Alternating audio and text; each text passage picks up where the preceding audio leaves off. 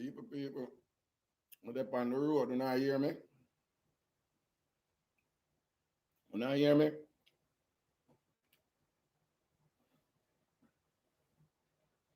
don't know if you not hear me.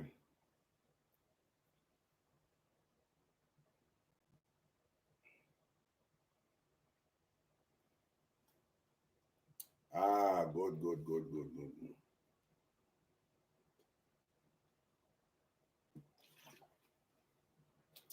No, don't believe so me I drink a whole heap of soda.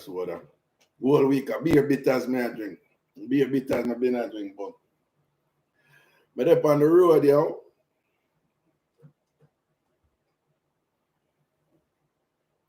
At least I got some fruits. So me I eat fruits and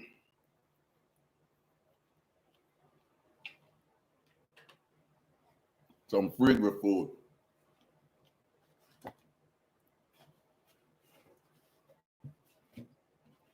So what I go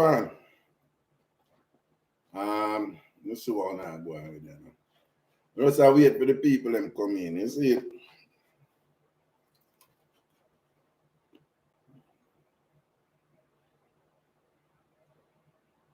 Mm-hmm.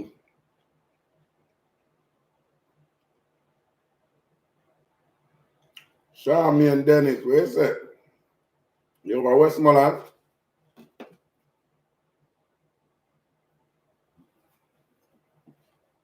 Westmoreland, you think that?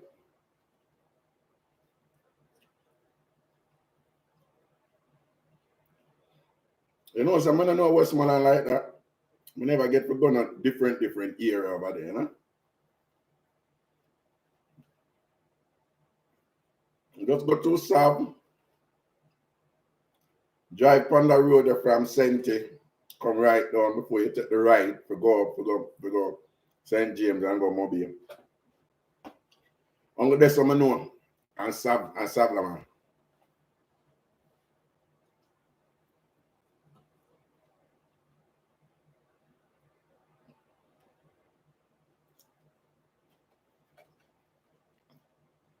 It's a Jazzy, it look fuzzy, don't?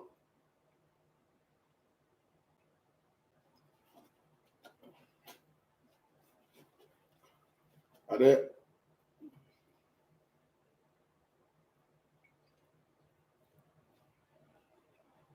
I'm not in my studio at home.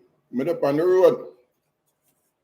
Let me see, I put Jazzy, I put some more light for me. Tell me if it look better.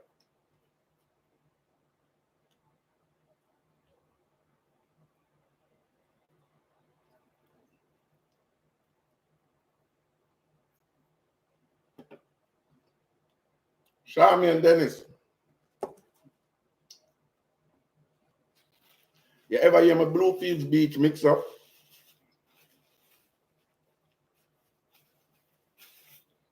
Shami and Dennis, you ever hear my Bluefields Beach mix up? Tell me.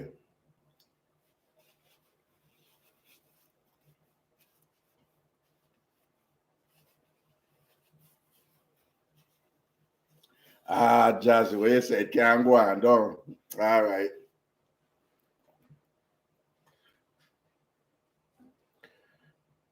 Shami and Dennis, you ever hear my Bluefield Beach mix up? Tell me if you ever hear my Bluefields Beach mix up.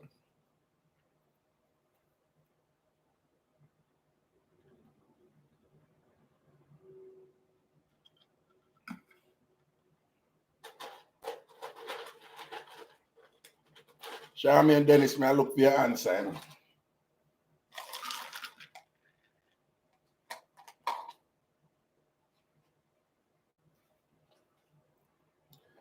Hey, Mango, wagwan, boo-boo.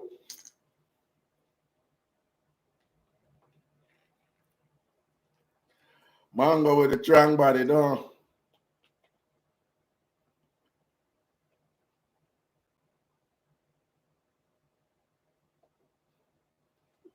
What do you mean? Listen to me. Nola, it's my teeth and my fingers. Oh. Mango wagwan, boo. Miss Dawn. Wagwan. Mango with a strong body. Mango, I let me and walk, you know, me have to rough you up, you know, yeah. Because we have them breed a strong body, there's some look a gangster thing, I have to go on. Because you could have go on wicked and thing, you know, but I have to rough you up, Mango, me I tell him. Shami and Dennis. You know, say, I don't want me to work with tonight, I'm going to be honest with you. I don't want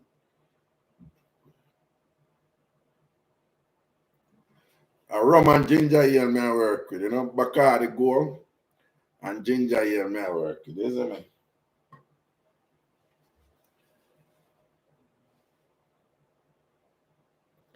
Yeah, I notice, yeah, Christina, when I see Nakita from one day, I wish she there with the baby. Nakita going like she don't want to give an update.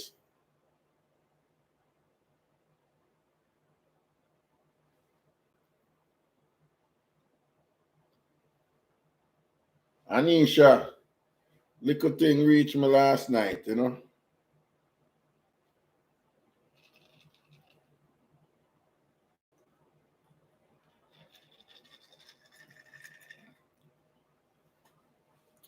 Did I try and make it to do the show and couldn't? Couldn't, you know.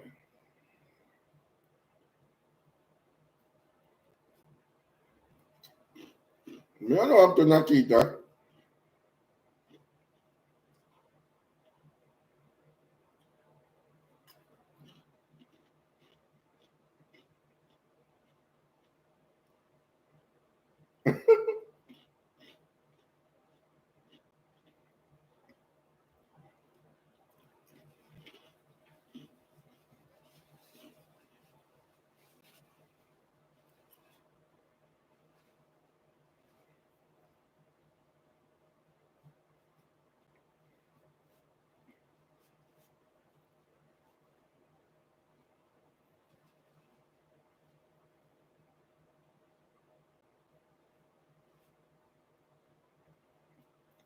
No, no rope now work tonight, you know, I'm up on the road, you know.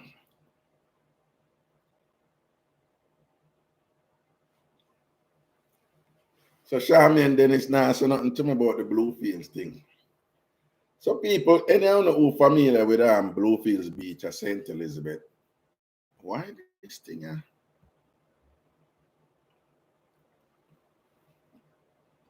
Well, I don't know if it is the same way.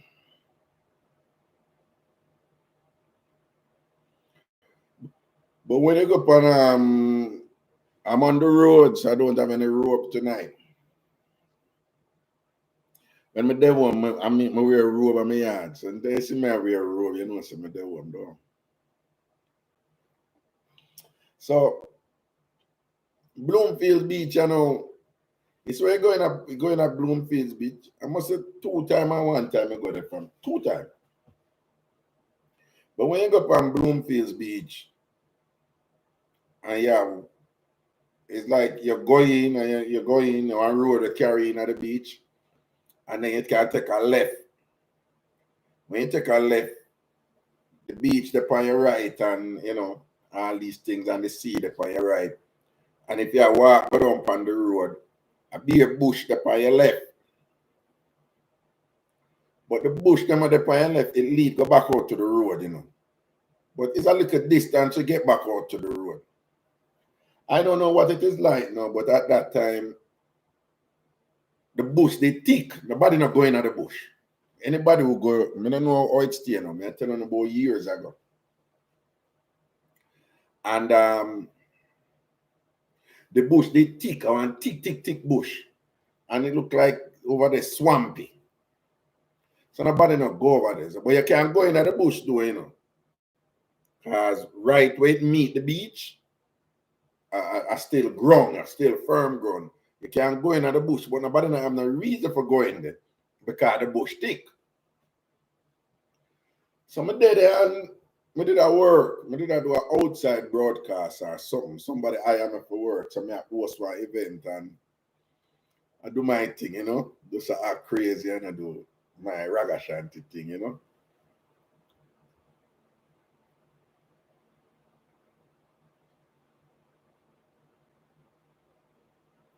Next time, not no Raga, you know is where?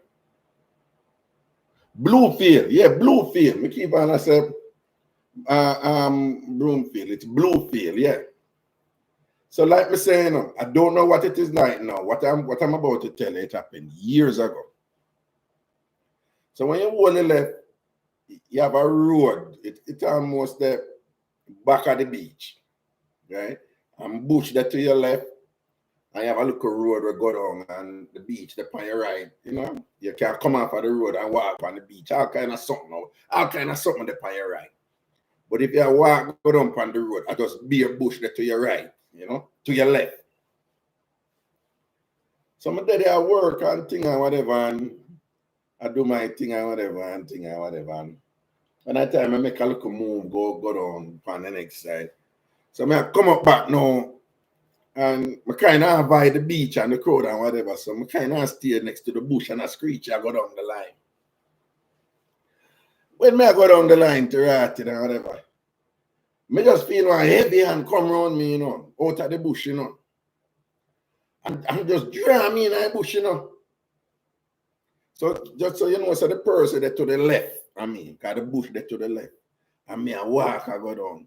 So the person and go around me from out of the bush, just reach in and draw me in the bush and I frighten me, I frighten. So when I draw in the bush, I just jump back and brace, you know. I'm ready for like fight and defend my thing and whatever. I want to look at one woman, you know, barefoot, fluffy, very, you know, a healthy size, pretty big. And, you know, she looked like, you know, when Muda said she touched a little bit, her head space touched a little bit like with her Jamaica, but like she not mad, you know, and it's not a mad woman, you know. But if you look on her, that thing that she's a mad woman, wherever she got through, you know. But it's like, you know, like to touch, just like slightly, you know. I'm just hear my lady say, Ragashanti, come in. You know, F me, I got F you know, I don't know what F is. And that time I thick bush, you know. F me, I got F you know, and whatever. And I remember she explicitly said, nobody say nothing, you know, just make it happen. She said, nobody say nothing, you know, just make it happen. People, where she draw me in a bush, you know, with the right, just so, you know, if you walk past the bush, you not see you know, but we really the right beside the road, and the road is not even a road. It was just like gravel, and it go right over in the beach. So you're pretty much there on the beach, Bluefield Beach. So I like say with then and whatever. I have never, you know, you have women who are aggressive and them something. They have some women out there who, you know, them just move to you and tell you what they want and all them something. Them time that the Ragashanti thing, the bigger Jamaica, you know? Them time that the Ragashanti thing, the larger Jamaica. You know, I did go on with my something, my #1 program in that country. So well known and all these things and whatever. And I remember looking at her like incredulously, like,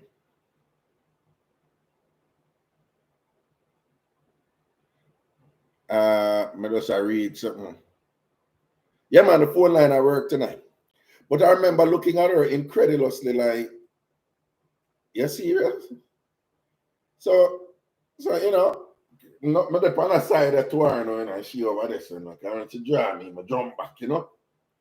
So I look on her, even though we're in the bush, you know, the road they right beside, right, yes, so. I mean, I look at everybody in the beach and I look at her like, you can't write it.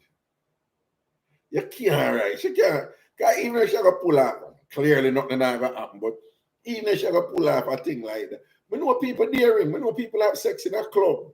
Right when everybody are dancing, I mean, and they have sex and nobody don't know.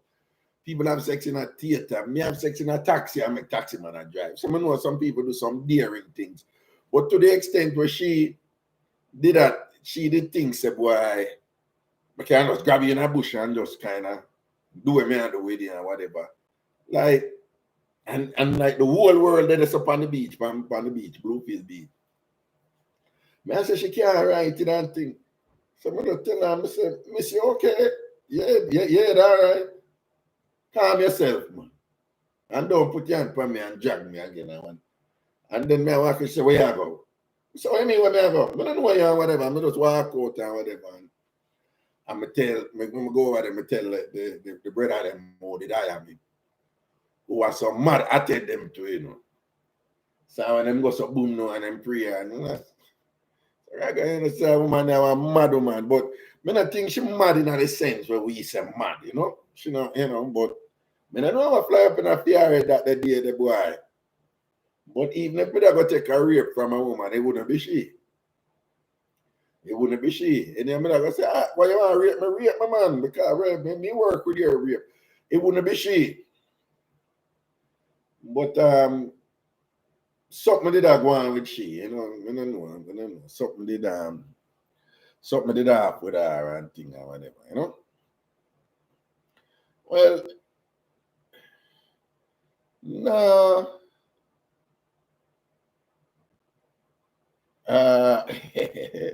No, that taxi thing there, you know, New York City, man. Yeah, you know. New York City, them carry them. I don't know what them not say and what them not used to, so.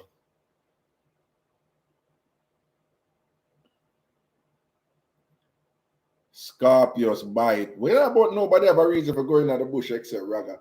No, when I say no, the bush, nobody not go in there. I mean never go in there. Nobody know.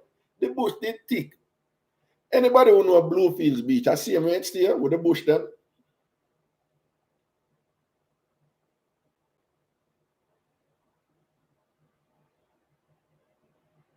Tonette Robinson, I say, yeah, the piece of bush, the high for real. I hate it there. Oh, so it still stay the same here because whatever Delmarine, but she wanted what she wanted or whatever. Because no place, you know, we don't go Jamaica for a long while, you know. No go some place at Jamaica right now, no, they will recognize it, you know. Based on how it did stay when only they did it. A whole heap of development are going on in Jamaica. Everybody in a construction. You understand?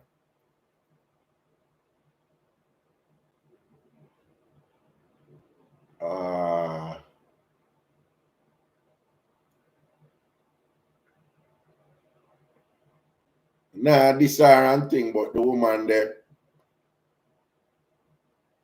she had got through something, you know. She had got through some things and things where, you know, nobody now go. The man now go too good, so, you know, but they look brave where she roll with and thing, you know. Hey, have some people aggressive out there, you know. We used to hearing men being aggressive, you know. But you have some woman out there, man, them a woman out there who just have a confidence will come with a certain amount of aggression where them not care. You know, them will just move to you and make you know what them want and whatever, you know. Them don't care. Now go and read the wall and thing and okay, Bruce Wallace said the bushes at Bluefields Beach not so thick again.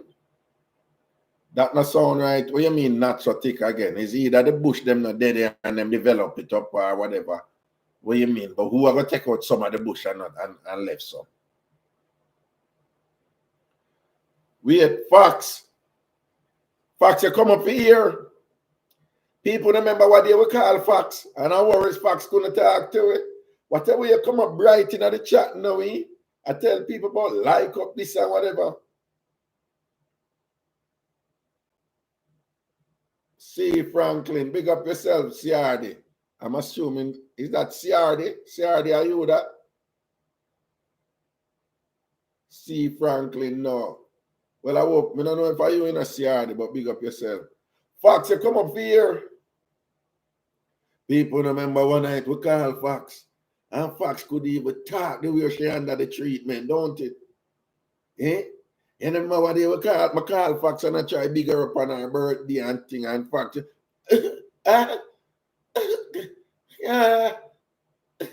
And be something the way she under the treatment, you know, remember? Or you come up for here, don't it, Fox? Big up yourself in a bow. I used to enjoy your birthday. No. Mango, I'm not think of the day of the night. One night a Fox birthday. I'm a call Fox on here. To give Fox a proper big up on her birthday. Because Fox I'm a charge it. You understand? Right? A Fox a Raga from foundation. Ever have my back and thing. Right? One day I thing reach upon the road. Hold on. Hello? Yo, me I do the show, you know. Say me what? What you mean? Me drop out. Wait, somebody called and tell us me dead.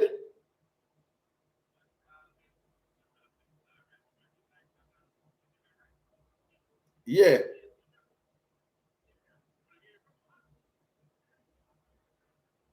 No, hold on. Your friend call you and ask you if you are right. Yeah. And you say, what you mean if you're all right? And then what happened? Say me, it's a Raga drop out, as in Raga dead. You serious? No, you not run them joke. No, I'm dip on the road, you know. But here what them, cause you know you sound exasperated, like you know you're hyperventilator or something, or you're fret or something, you know.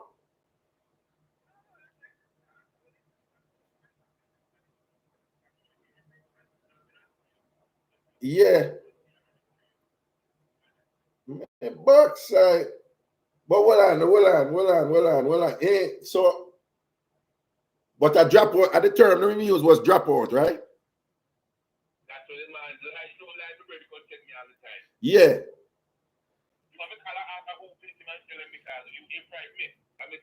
But it must frighten you. What thing and the man like y'all, it nearly make you drop out. No, man, me there, man. My alive, man. Miss Cherry, watch belly there, see him, man. I want me to you. Okay. But thanks to check up on me, man. Yeah?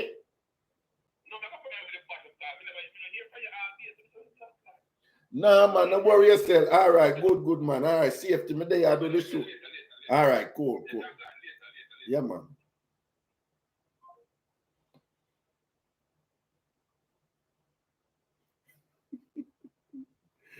People hear what they do. Brethren call me.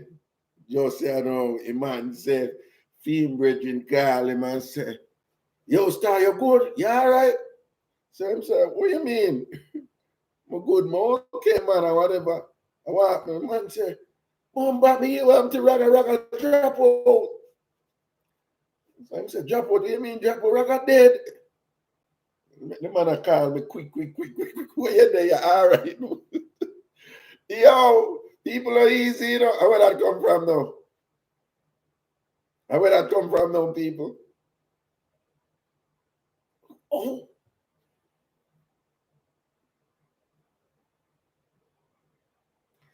Yo, may I try? Well, them do that to several people out there, you know. Right? On occasion, we have heard people come up with stuff and say people drop out and not know so. Yeah.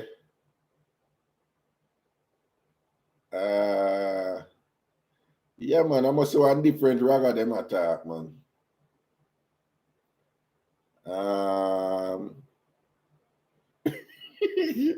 Yo, Michelle Brown said the blood of Jesus pound the wicked people. Oh. And it to them, yes, Michelle. I want to them people. I want to what kind of crosses them want come bring down from Miss Cherry Washbelly. Eh? What kind of drama them want come bring down from Miss Cherry Washbelly. But they are trying to see me, you know. All right. And when I'm my time. Yeah. Whenever it want come, it come. But right I know I mean, so live life to the fullest, don't. Yeah, live life to the fullest, take care of your obligations and your responsibility and thing, and stay happy and enjoy life with TamFam, uno. That's my rule. Laugh, learn, and grow. This is the thing there, yeah. I just love up my kids, them and all these things and whatever. Yeah. So again,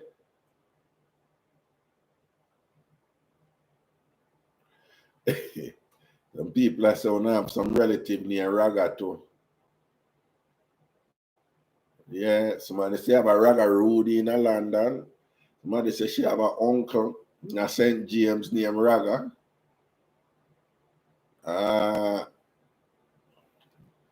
Boy, I burn my man.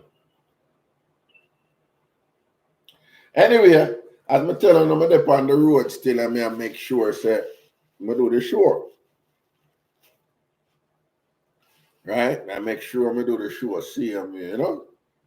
From what I like now, I'm going to stay as late tonight as usual and just go and juggle and enjoy the thing. I free up myself, I don't know the levels and want to know I'm calling and talk about anything I want to call in and talk about, you know, whatever the case may be, whatever I want to raise. If I mix up, I mix up. If I certain question or whatever, if I counseling.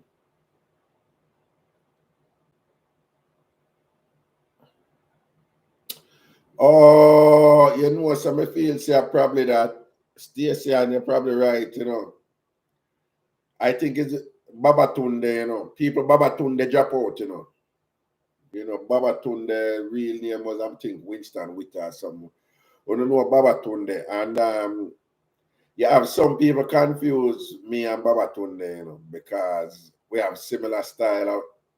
Him is a talk show host. He's known more in all kind of things, you know, but more known for being a talk show host. And also, him is a talk show host, so keep it real like me. When it come, you know, we're very Jamaican and we did loud, you know. When we had the radio at Jamaica, we're loud. Babatunde did loud too. Him know a whole heap of thing about Jamaican history and culture and them something there. And he was very folksy, right? Folk, as in Folksy, just like me. So you find that we look nothing alike, but in terms of our radio brand, people confuse us a lot. And Babatunde drop out. In fact, I've gone to places and people call me Babatunde. Him, when me did just a roll out, people see him and I call him Ragashanti. Right? And no found out, some of the younger ones on the problem, I never really know Babatunde, but let me see.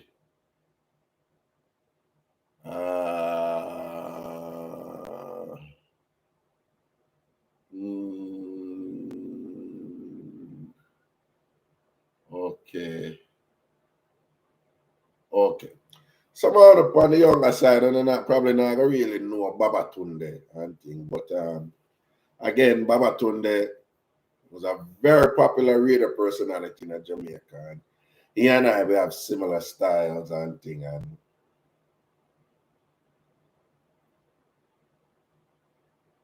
but you know, Babatunde drop out, you know. Babatunde drop out and just drop out like probably like yesterday or 2 days ago. So I probably that, you know. Well, may his soul rest in peace and you know, condolences to him family and everybody and all them something. But more than likely that, you know.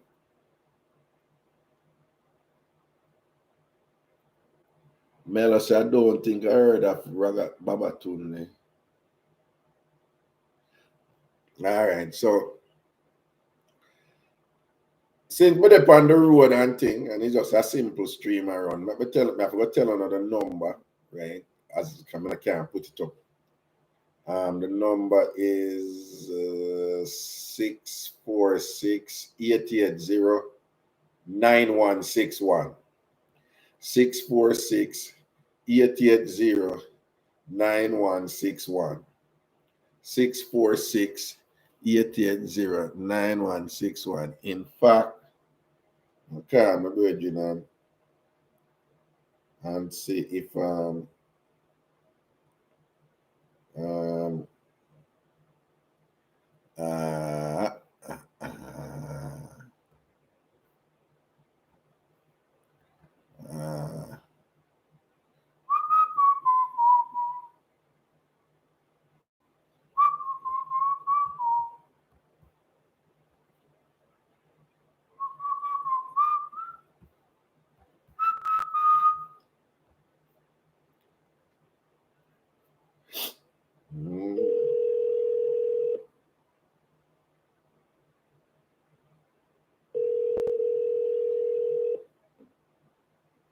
Hello? hey, man, you're on here, so don't say nothing what you know to say. Okay. No, man, me just sat, me call you back and think. You know, say somebody in the chat just post something where me feel say a data go on, you know. Hold on, this same brother upon the phone, I'll conference me. No, you're on here, you know. Oh, no, okay, all right. Come in, I'll conference the first will tell me. Okay. On the other line. Him no mind. Bring him in, man. I know I will bring him in. Hold on. Come here, maybe I call and post him. Hold on. Bring him in. Oh, him drop the call. Him drop the call. You know what say? You know Baba Tunde? I've heard the name. All right, Baba Tunde is a popular radio personality in Jamaica from back in the day. And he and I, we have similar styles, right? He's very folksy like me. He's very, he traffics a lot in traditional Jamaica like myself. He knows a lot about Jamaican culture. And he did loud and vibesy like me. Right. So people confused with sometimes. And for some people, they think, he and I will look nothing alike. I don't think we names sound familiar. But some people claim so we names sound familiar. Baba Tunde, Ragashanti. And him just drop out. Oh, no, that makes sense. That makes sense. Because him just drop out, you know. Him well known, was very, very popular in Jamaica and thing. And so him just drop out. So somebody in the chat when I do the show, and them say, I could have Baba Tunde them I refer to, you know. I say, you must write and thing. No. So I feel sad. When we say we have a drink, man, and celebrate life. When what? When we see we're gonna have a drink and celebrate life. Exactly, no. No, for real. I celebrate like I don't know why I'm bring no them crosses about Raga dead. Yeah, and I stress you out and think, but you're like, were you there? Yo. No, but you get something like you get nervous, you know what I mean? And then we always think with my brother, because the team thing was younger that I want to live. Right. I make sure my brethren I live, you know what I mean? Okay. So, to me, the death business kind of nervous, me kind of nervous lately, you understand? No, well, listen, I never want to say it, but, since you say it, and people, you mind if people know what me I talk to? Them know your voice, though. People are imposter Rasta. Right. And unfortunately, imposter Rasta lost his brother just recently, just like really recently and thing, and that was fairly quick too. That was just come out of the blue on you, Right. Yeah. So no, man, and because the thing was, is that man, we sit down and we talking in the garage every day about life and living and pandemic and all of this. I still know, he didn't know, but me never did know. You understand? Right. And I said certain things to me, and I said, nah, man. That encouragement, with me and my Frank style of being encouraged, I can come across as good and cross. So it makes kind of nervous, them to make me kind of, Yeah. And sorry, go on. And certain things say me I live life lately, like, that's live right there. So. Exactly. No, man, that live right there. So that, I know what you mean. I know what. Exactly. So. It's just, anyway, my brother, I don't want to take up too much of the people and be in time, but, like me say, when we see you, we're going to celebrate life, my friend. Yes, man, and enjoy life right now, because Yo, but we keep it real now. We all come and we all have to go. And that's all the guarantee we sign. That's the only contract we sign. Nobody can avoid that departure lounge. Nobody. Man. Right? So it is incumbent on us, like you just said. Enjoy your life to the fullest, yeah, man, because you never know when your time will come, you know. So exactly. Enjoy your life and left it to be picnic. That's what me say. Enjoy your life, take care of it, and me not left it out. Have good start out, have some good sex. Don't make it not to be the most important. It not to be the most important thing in your life, but you know, have some good sex, hang out with good friends, and just talk and BS, just BS and laugh and enjoy yourself and enjoy life. I something to keep it simple. Exactly, my brother. And you couldn't say any better. Keep it anyway, simple. So hey man, but anyway, my uncle ended about the place there, so he me got when me get the call. But anyway, brother, I'm still. And your business, man. All right. And I'm going to make a drink to life right now. All right? Big up yourself. Absolutely. All right, my brother. Maximum. All right. Yeah, man. All right, bless us. Real general this one, you know. Imposter Rasta, you see. I'm going to come get a man heart attack so Raga drop out. What kind of thing that? Yo, like that. Free up the king. Free up King Raga. What to them? All right, people. I'm there, you know. I'm not going to stay late because I'm on the road and all these things. I'm in my bedroom. If I'm not sit for yes, I'm in my robe, you know. You know, I'm in my bedroom. No, I'm not there. I'm yard. So, when I just call in and talk up, when I want to talk up, I'm going to read. Okay. Courtney case, I say respect the imposter. Yeah, man, imposter, brother, drop out, man. Let me tell you some people. You have some illnesses out there where they are not symptomatic. So you will have them and I know say you have them. And then now, when them start show symptoms, them too late. It's too late for you do nothing about it. And apparently pancreatic cancer is one of those. They impact people differently. But it's one of those things, you can have it. And you just think, say, I don't know, you know. I have it for a while, and sometimes when people are refer to something bad, them say it is progressing. And I always find that a little bit confusing, you know, because the word progress, by definition, the way we use it, it's primarily used, you know, in reference to something improving and getting better, you know, like progress in our life. But another definition of progress means that it is ongoing, it is in motion, moving, you know. So if it is accurate to say his forward progression was quite rapid, right? That is synonymous to saying he didn't move fast, you know, right? So moving, you know, just motion, direction, you know, is also progression.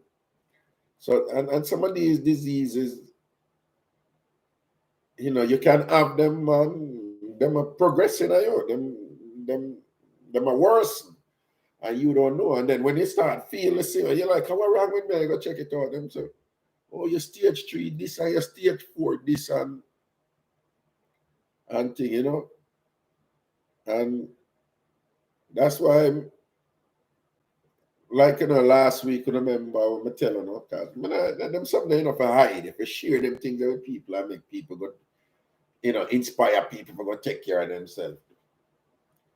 Because as I'm look at thing, me see and me just get up and say, me and the doctor go check up, you know. Tell doctor say, I want to get check up on thing. I'm talk to people and say, where you suggest me get check up on or whatever. And people tell me some things, you know. So I never, nothing I have. I never feel no symptom from nothing or whatever. I just me say, you know, I'm going to check up on them something. Yeah. And So one of them with them some must check up on name colonoscopy. So I talk to a doctor about me, I got to do both of one there. But you see that pancreatic cancer something there too.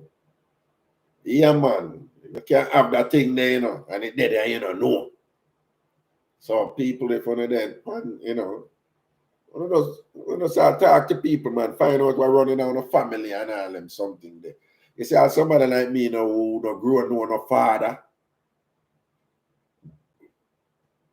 So I am very much aware that enough time, over the years when we go doctor, them I said, them always ask you some kind of question, you know, some diagnostic question, like, you know, and your parents have this and your parents have that.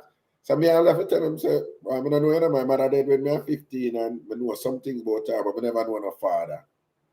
So even them element there that is unknown, which enough of we,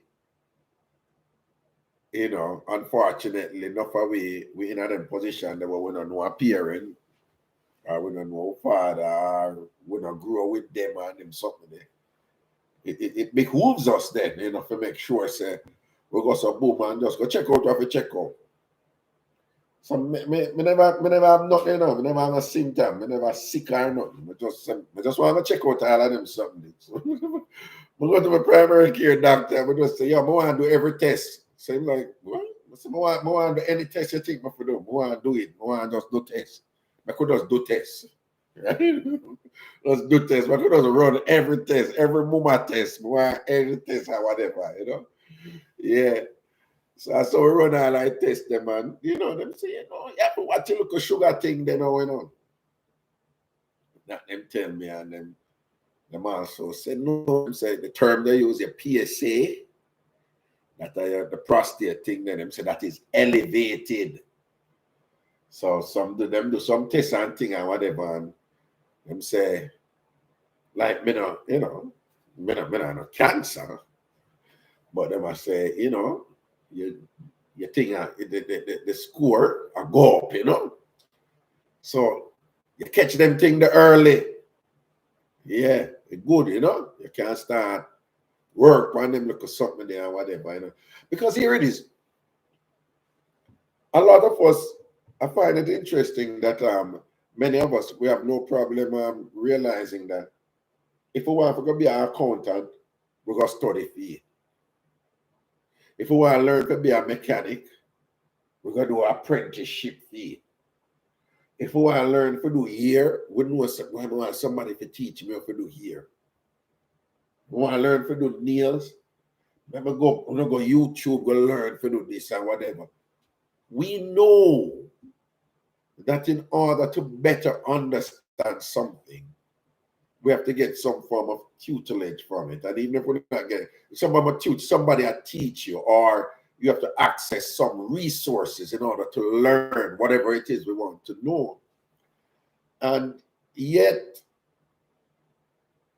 with some things, we think that we don't need to do that, you know. With relationships, a lot of people think love conquers all, and just, from you in love will take care. Not go so. There are things to do and things to know to make relationship work, you know. And you talk to people and you learn. You find some way to learn about them something there. With your health, right? The way most of us are raised is you go to a doctor when something is wrong.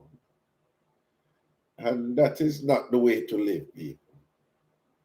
That is not the way to. That's a reactionary way to live. That reactionary means when something bad happens, you react to it. You don't want that, you know, oh, nothing wrong with me, you don't need to do nothing. It ain't a so it work. You need to understand the things so you are proactive, right? You know, the thing where you hear the people who watch them diet use them say your food is your medicine and your medicine is your food.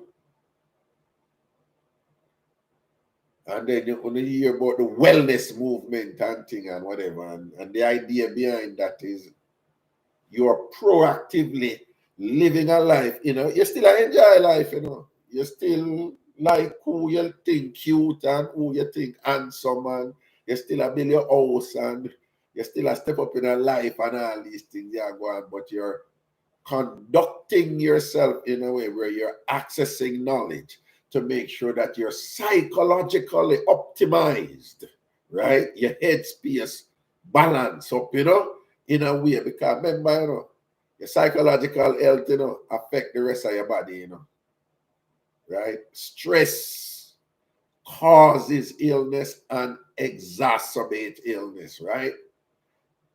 And people who not experience stress and all them something there, they get sick less, and when them sick, they recuperate better or they manage it better. So your psychological health have a proper, right? And there are things you have to learn in that regard. Like, what is, you know, what are the different things where you must, you know, in terms of how you must conduct yourself to ensure that you stay healthy. And then your body know, you know, what go on inside of your body and your diet and this and that and whatever. Those things are important too. And it necessarily means you have to learn. And the other thing too, we have a style, you see, when we go doctor, we don't ask question. Right? We have a style when we go doctor, we don't ask question. That can't work again, people. That's something that in a book again. When you go doctor, do not be this blank slate with us take a prescription or whatever, this and that. Because people, all kind of corruption in the medical field right now. You know, the pharmaceutical companies, them heavily recruit the doctors, them for push for them drugs and thing and whatever. The doctor them get for them money and all them something that when them push that drugs there and all them. Enough thing are going on particular in another country, you know. So you have enough doctor out there, you know. Whole heap of doctor out there, you know. Give people medication where them not need, you know. You understand? The other thing where them go on with, believe it or not, you know how much people do surgery where them not need? Kind of money something the man, you know.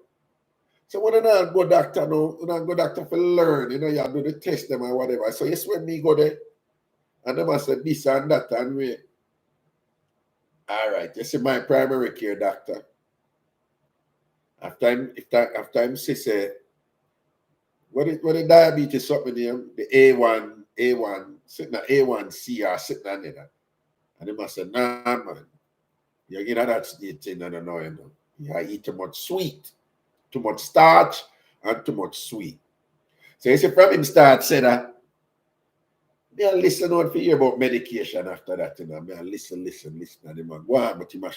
So me I ask him, I say, what a score you mean? And thing, and then him sure me what the threshold is like, you know. And he must say anything over 4. So me I say, oh, so me was 6 point something. So I must say, you see your thing now, bad over here, so you know. But it's not good. So he might explain to me and whatever and thing. And then the man said, all right, we'll give you 3 months. Come back to me after 3 months. Cut down on your starch. Cut down on your sugar. Me like that. Me like that. He might not run give me the medication and thing and whatever, I'm ready for drug me up or whatever. But I already tell him no. I said, no, I'm not ready yet to know. You know, I know what it is now. Let me see where we can go to go deal with right now. Man, I'm not fooling on this, no. Once you tell me what it is, you know, me will go there to research it and find out what me can do outside of medication. Right? My style. But you just need to explain to me. You have to ask question, man. You don't go doctor, ask question. Make them explain to you, right, what it is. Make them explain to you how it works in your body. Make them explain to you the genesis of the problem, like, you know, the origins of the problem, them and say, what caused this? If them say it's hereditary, passed on to your family, you know, so there, and not the you do. I don't say, look at the draw, and you get a something there. So, all right, then, it's in my family. Oh, me deal with this. Boom, you know? Or, like the doctor said to me, no, your diet. You eat too much sweet, and you eat too much starch, right? We do have a hypertension problem, but we go check it. Because I'm always interested in the body killer them, you know, because my body not going to die. My body not go dead. Don't tell you already. Long live my body.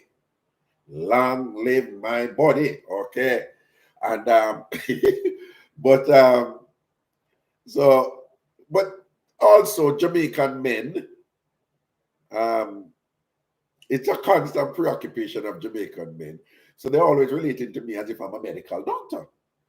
So over the years, you know, them here, Dr. Kingsley, Ragashanti, Stewart, and thing, I have to explain to them that I'm not a medical doctor, I have a Ph.D, blah, blah, blah, blah, blah, and whatever. But they're always men, you know, them always quietly ask about them something. So I have to explain to them, say, I am not the person. I don't mean you never talked about them something. But then over the years of doing this and trying to you know, inform my listeners about stuff that they're interested in. You know, we come to find out, and ladies, this is relevant to because you know, some of you have big son, and strangely enough, unfortunately, we're at a time now where certain things were used to affect man just in them 50s, 60s, and whatever. It's affecting young men in them 20s, 30s now, and 40s. But anyway. So I saw over the years now where you know, the medical professional, them tell you about the 3 killers. Body killer, right? And one is hypertension. And that have to do with salt. And the salt alone, you know. But salt, you know, I talk about the diet part.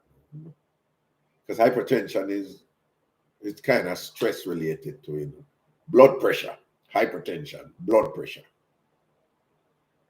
High blood pressure, not good. And I hear about diabetes, sugar and starch, right? And then I hear about hypertension, diabetes. There's a third one, I don't remember right now. So those things figured prominently, you know. And the medical people, them tell me about them something there. But so when me go doctor now, me ask them questions. You know, me want to understand the thing. And I saw now and then even understanding the thing, you have to know yourself too. And this is important. Listen, I want you to know. When me said to my doctor about the diabetes, so I said, what do you recommend? And him said, him tell me about the sugar and whatever. Hear what him said to me after. And I recommend the keto diet. The keto diet is not for Ragashanti. That keto diet is something that for white people. Right? Because we know about the keto diet already, you know, because you have to be careful with them too, you know. Because every minute you have something where I run the place out there for weight loss and whatever. And when you really check it out behind it, is this money machinery. Money machinery. The diet industry in America and Canada and developed countries is a multi-billion-dollar industry. And it is anchored on a principle that people out there need to lose weight. When I get into the whole game that is played where certain industry, the milk and the meat industry or whatever, they have a massive marketing campaign. They actually lobby members of Congress in order to get laws to support their industry and thing and whatever, so that you eat and you drink them something there. Then you have another side now who do the same thing over there. They say, take our medication. in order to combat when the other lobbies them over there appear them same way, you know. They say you have to eat them something, you know. So they must say after you eat them something, the impact is that you have to take the medication. So the politics and the machinery, big money type, big way to talk about, you know. So if you don't even understand them overarching type of thing, you're just a little peon in the thing with them. You know, you're just one of them where I enrich. Rich people out there and don't even know what. So them always have some diet and something and some pill around the place and you need to buy this and you know, and so forth. Some of them good, some of them were. Me does not say that keto diet something that wasn't for me. But again, me I talk to my doctor. And me I hear him I say. And me I filter out things where him I say. Right? And thing and I know say, all right. I'm glad I go talk to him about this because it made me know so and so. I know what I mean now if I can manage my life and make sure I'm disciplined enough. You know what I mean? So I can't eat a slice of bread. It means so, you know, if I eat bread regularly. You know what I mean? So I can't eat, I like rice and peas. You know what I mean? So if I stop eat rice and peas. It means so I can't eat wallops down in rice and peas so irregularly. It means you know, when we go to Jamaican restaurant them and then put your food in a little silver metal something there, and then fill it up with a whole heap of rice, you know, and then put the meat on the top, and when they put the plastic something over it and it can't hardly close or whatever, whole heap of rice, you know.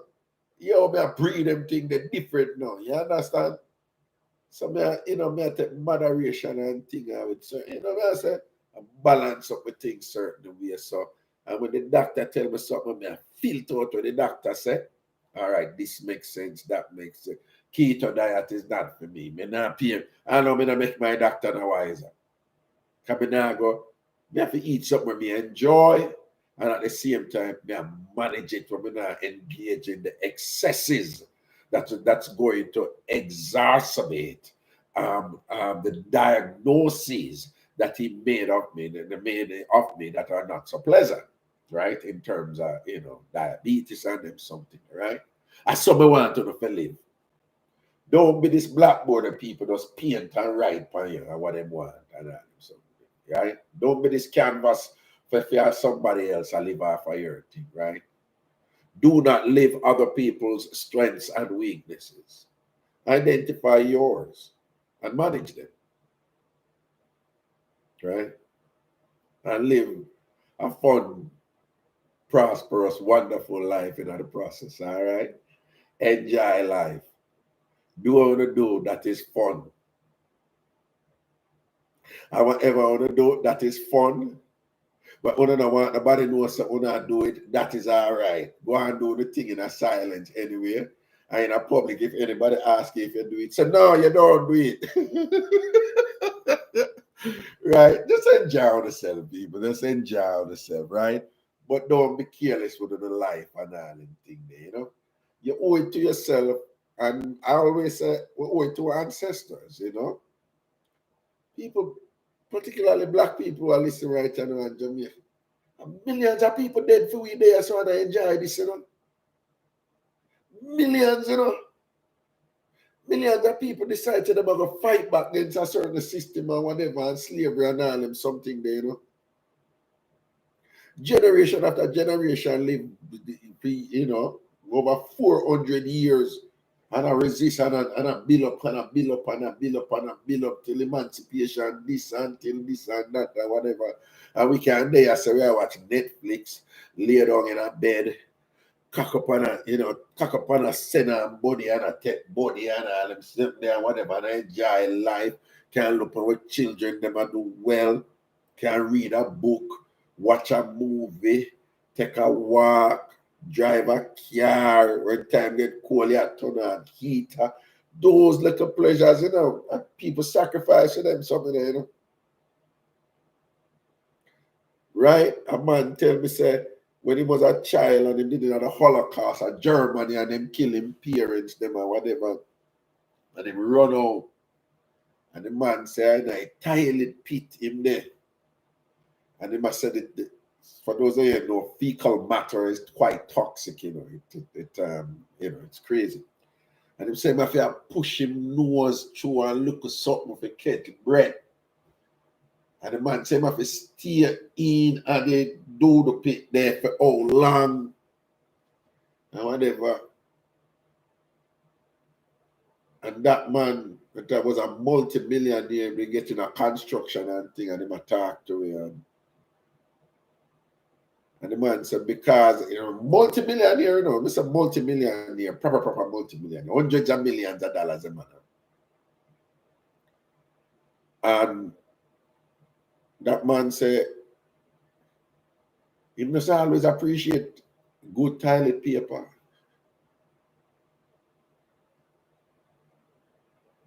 He said, good toilet paper is important to him. This man's a multi-millionaire, but based on when he got to one thing and whatever, the man said, right now, we don't even take toilet paper for granted,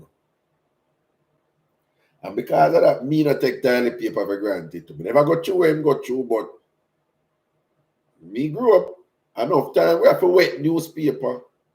Enough time I see my mother carry, when she used to work at Gleaner company, she carry home some of the gleaner and them, and when she put them down neatly in one car. Me and my sister, we knew what time it was. Right? We knew what time it was. The phone on the yeah, we are making a know right now, say. Them time there, you wet the newspaper when you have got toilet. Because we never have no toilet paper. Right? Where you wet newspaper. Enough people who are listening right now, them go through that. And then, sometimes when you wet the newspaper, you use the newspaper, the ink from the newspaper left all kind of color for your bottom and all them something. Like if you have to put on a white underwear after, when you look, you see all kind of color. Yeah, where them color you come from your brief. And the newspaper when you use, whatever. So you see me like soft toilet paper. I don't want no hard toilet paper to my thing when I got toilet. Yeah, I like a charming soft something there and whatever. But we give thanks for it. I'm going to take it for granted. I'm going to take it for granted. So you see that life here with me, I enjoy it. The whole I will come, the whole I will go some my time, I will come and enjoy it. I take care of my little ones and I'm going to try to teach them to enjoy it, to empower them to kind of survive in this because, boy, I tell you the word, right? I'm not an armor. See it? So when I go doctor, I want to check up on myself. Go doctor, man. I said, doctor, at my age and thing, what are some of the things that I need to check on, in terms of my background and my race and my culture and my diet and thing. What are some of the things I need to check on? What are some of the things that problems that can exist in me and I don't know, and it can potentially lead to complications? I want to do a sweeping checkup. I don't want to just do a minimal checkup. I want to do a comprehensive checkup, right? And I want you to take it serious. You see, when my doctor recommend other doctors to me, I ask him point blank, I say, are these your friends? He look for me. I say, are these your friends? And he say, yeah, I know what you're going with. They are my friends. I'm going to admit it to you. They are my friends. But they're also really good at what they do. And I say, you're sure? And he say, yes. I'm saying, you're not just sending it to your friend. You're sending it to your friends who are really good at what they do, right? Him say, yes, I guarantee. So him give me a doctor, whatever. I'm going to research out him clot, yeah? Him bad like yours. Because I'm a political person, So him say, you have to go to a urologist, about the PSA something. We start search now and I said, they must have some Jamaican urologist out there who may prefer to give my business to. And whatever. And then when me I check and whatever, the doctor him sent me to, who happens to be white and Jewish, bad like yours doing. Bad, him good. Crazy ratings and thing and whatever and thing like that. And somebody decides, oh, may I go to who him send me to? Only for you say him, whenever the other urologist them have problem, even the two Jamaican one never needed say and I consider. And him them go to, Yeah. And they are that kind of proactivity they want to have. Check out stuff, man. In this day and age, you know, everybody get reviewed, you know. A pressure reach the people in a business out there, man. Them a go to them, we are begging to give them a good review and make sure you give them a good review or whatever kind of review thing and beat them out there, you know, man. Yeah, when people are buying them something, them just check out review quick and see what people say about something or whatever. So it incentivizes these people out there who are offering not only products but services also. For them have to stay upon them game. You understand? So check out the thing them out the man with them man and thing or whatever. And it's true because when we go to this doctor, you know, one day, we go chat to him. The man cool like whoa. We tell him the man cool and whatever. And you know, only for find out say volunteer. The someone him go down a hating of volunteer. The man frustrated and thing or whatever. And he must say, no, we just want to do something. We just want, but I don't want to be complaining. So the man go down a hating of volunteer, free service to help people down there and all them something there and whatever. And love Jamaica and you know, love the Caribbean and all kind of something or whatever. And the man, when me ask him all kind of question, urologist, you know. So urologists are them deal with male, you know, organs, male sex organs, you know. So I ask him the things, the man just know him thing. I know when people are biased, I want them know the thing, you know. You understand? I talk to him and thing and whatever, the man just tell me the something them. Right? So I am even way more educated now, more than this. Just I'm talking to him. Right? Ladies, you can learn them something at all. Men, you don't need to learn about the woman body and you know, problems of women go through. Not only with them vajayjay, but them stomach and what the unique things that women go through out there that we need to know. And men, I tell you a secret, which unfortunately shouldn't be a secret. Face it, big up yourself, you know. This shouldn't be a secret. But I mean, and people know. At the end of the day, you know who people love, you know who women love and rate. A man who just understand them and who have a deep understanding and care about them and compassion. Right? Women love money, you know. Women love looks and cuteness and them something, you know. But me I tell you, say that beat all of them some of the end of the day, particularly when a woman get older and wiser. Right? If them can find somebody a man who just care about them deep and in terms of and understand all certain things that them are go through psychologically and medically and whatever, that the man they are star to them. Good night, Carla. Wagwan. Hi, Raga. Good night. Good night, Wagwan. We just beat up some goated soup, you know, the night still. You know, say you're wicked. You know, say you're wicked. You know, Raga, we need to stop later night. We just going for work and it's I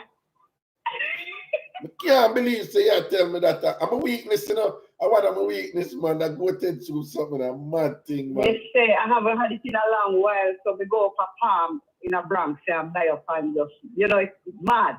Well, them cook it like how Jamaican cook it with it seasoning them in. No, I cook it myself. Are you cooking? Like, oh, you bought it and cook it. Okay. Of course, Raga. Hold on, one second. Like that, hold on. Face it. Big up yourself, you know, my brother. Big up yourself, face it. When you cook goated soup, how you cook it? Eh? How am I cooking? Yeah, how you cook it? I pressure the tribe. I buy tribe to, you know, goat head and belly. All right. Hold on. No. So hold on. Yeah. Don't talk to me like how you talk to like another woman who understands. You have to come here idiot to cooking. So you can't just say your pressure. Okay, Raga. You have to tell me. Yeah. Pressure it because I don't want to be I don't know if the boat is tough or old. I don't know if it's old. So I'm pressure it, right? Okay. So I pressure it all the way make it soft, you know. So then I cut up my banana, and I cut up my chocho, my pumpkin, And me drop on 1 and 2 pieces of corn in it. So me I say, No. When they say pressure, you put it boil it down. You boil it down in a pressure cooker, right? In a pressure cooker, who don't understand it, it's pressure cooker is a pot. Is that no right? So you boil it in a pressure cooker pot. So then when you do while you boil it down and the water still left on it, you open it and then you start putting the other things. Yeah, but you don't boil it out. Let it too soft. Don't let it too soft. Oh, okay. You know? Okay. And yeah, then, so you make it cook down with the banana and you make a little spinners and you turn up me I tell you. Hold on, so you put in the banana and the Yeah. spinners them, and for those that don't know, those are small little dumplings for us. So banana and spinners and thing, you put them in there with the goat head, right? So? With the goat head, right? Yes, man. Irish potato. Yes. Okay. And you, I put chocho because I love chocho. Yeah. I love chocho too, but that's why you know I love chocho. Hold on. But that's why you know I love chocho too.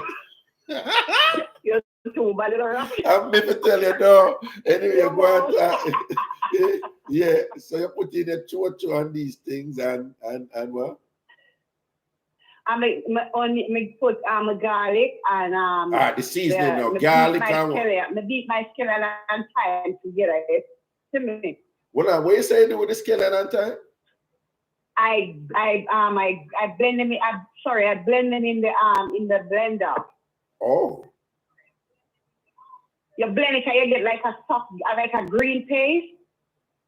Oh, so you put little water upon it when you blend it, though, right? It's better because I don't know when you use the seasoning here, it doesn't taste like Jamaica. So that's what I start doing so I can get more flavor. That's why we can't eat that the keto something where the doctor will tell me so I forgot about keto diet or whatever. No, I mean, them the something there, them the something there. Them the keto. There's no one else. Them the season, man. That tastes good.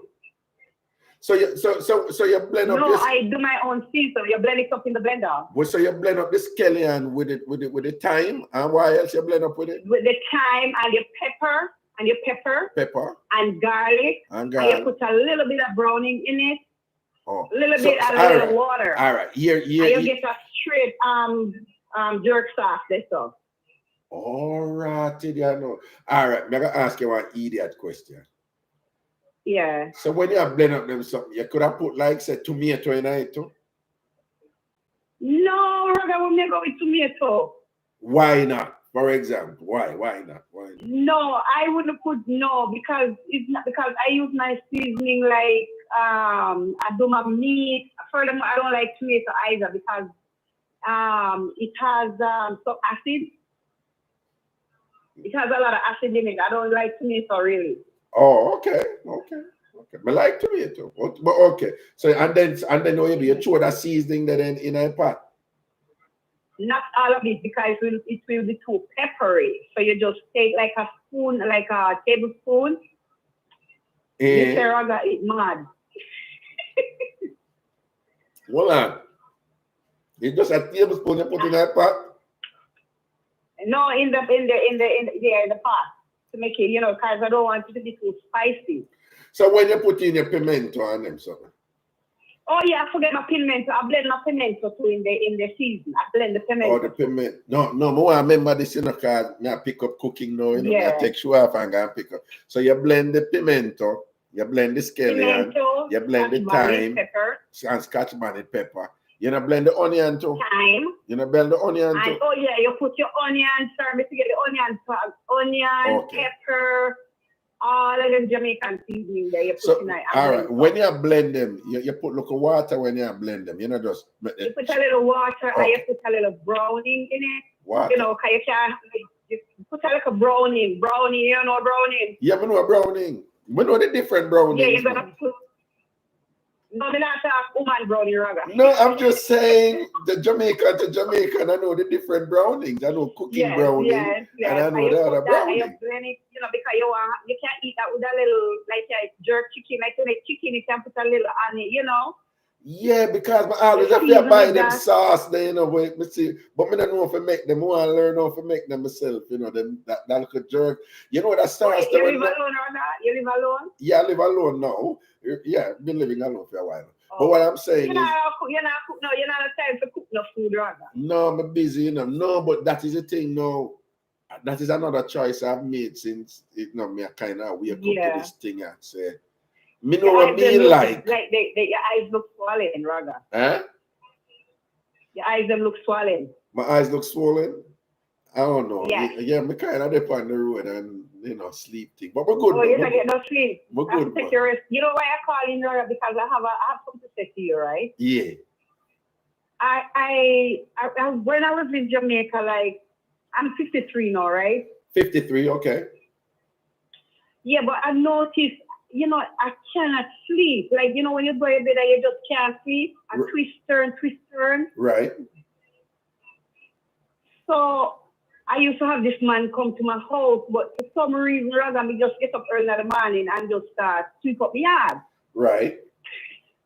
The man gets up and say, "Oh, you don't want me here? You don't want me here? You get up so early." I said, "But we just can't sleep." And you know, that was a big turn off. The man drive out to the yard and he don't come back.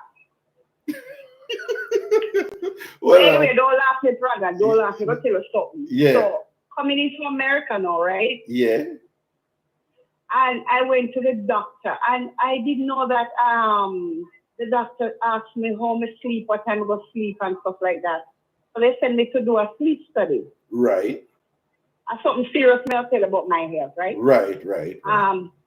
I have thyroid. You know what? You see what we call it? Gaita, Jamaica. Gaita. What do you call it at Jamaica? Gaita. Gaita? Gaita. Yes. Okay. Gaita, you know Gaita Raga with a neck big. Yes. Yes. It has that big lump. Right, you know? right. So I had that, but mine was no big. Me did think I wait me again. Right. Okay. I never know. See, a guy is they call it thyroid. I have hyperthyroidism. Okay.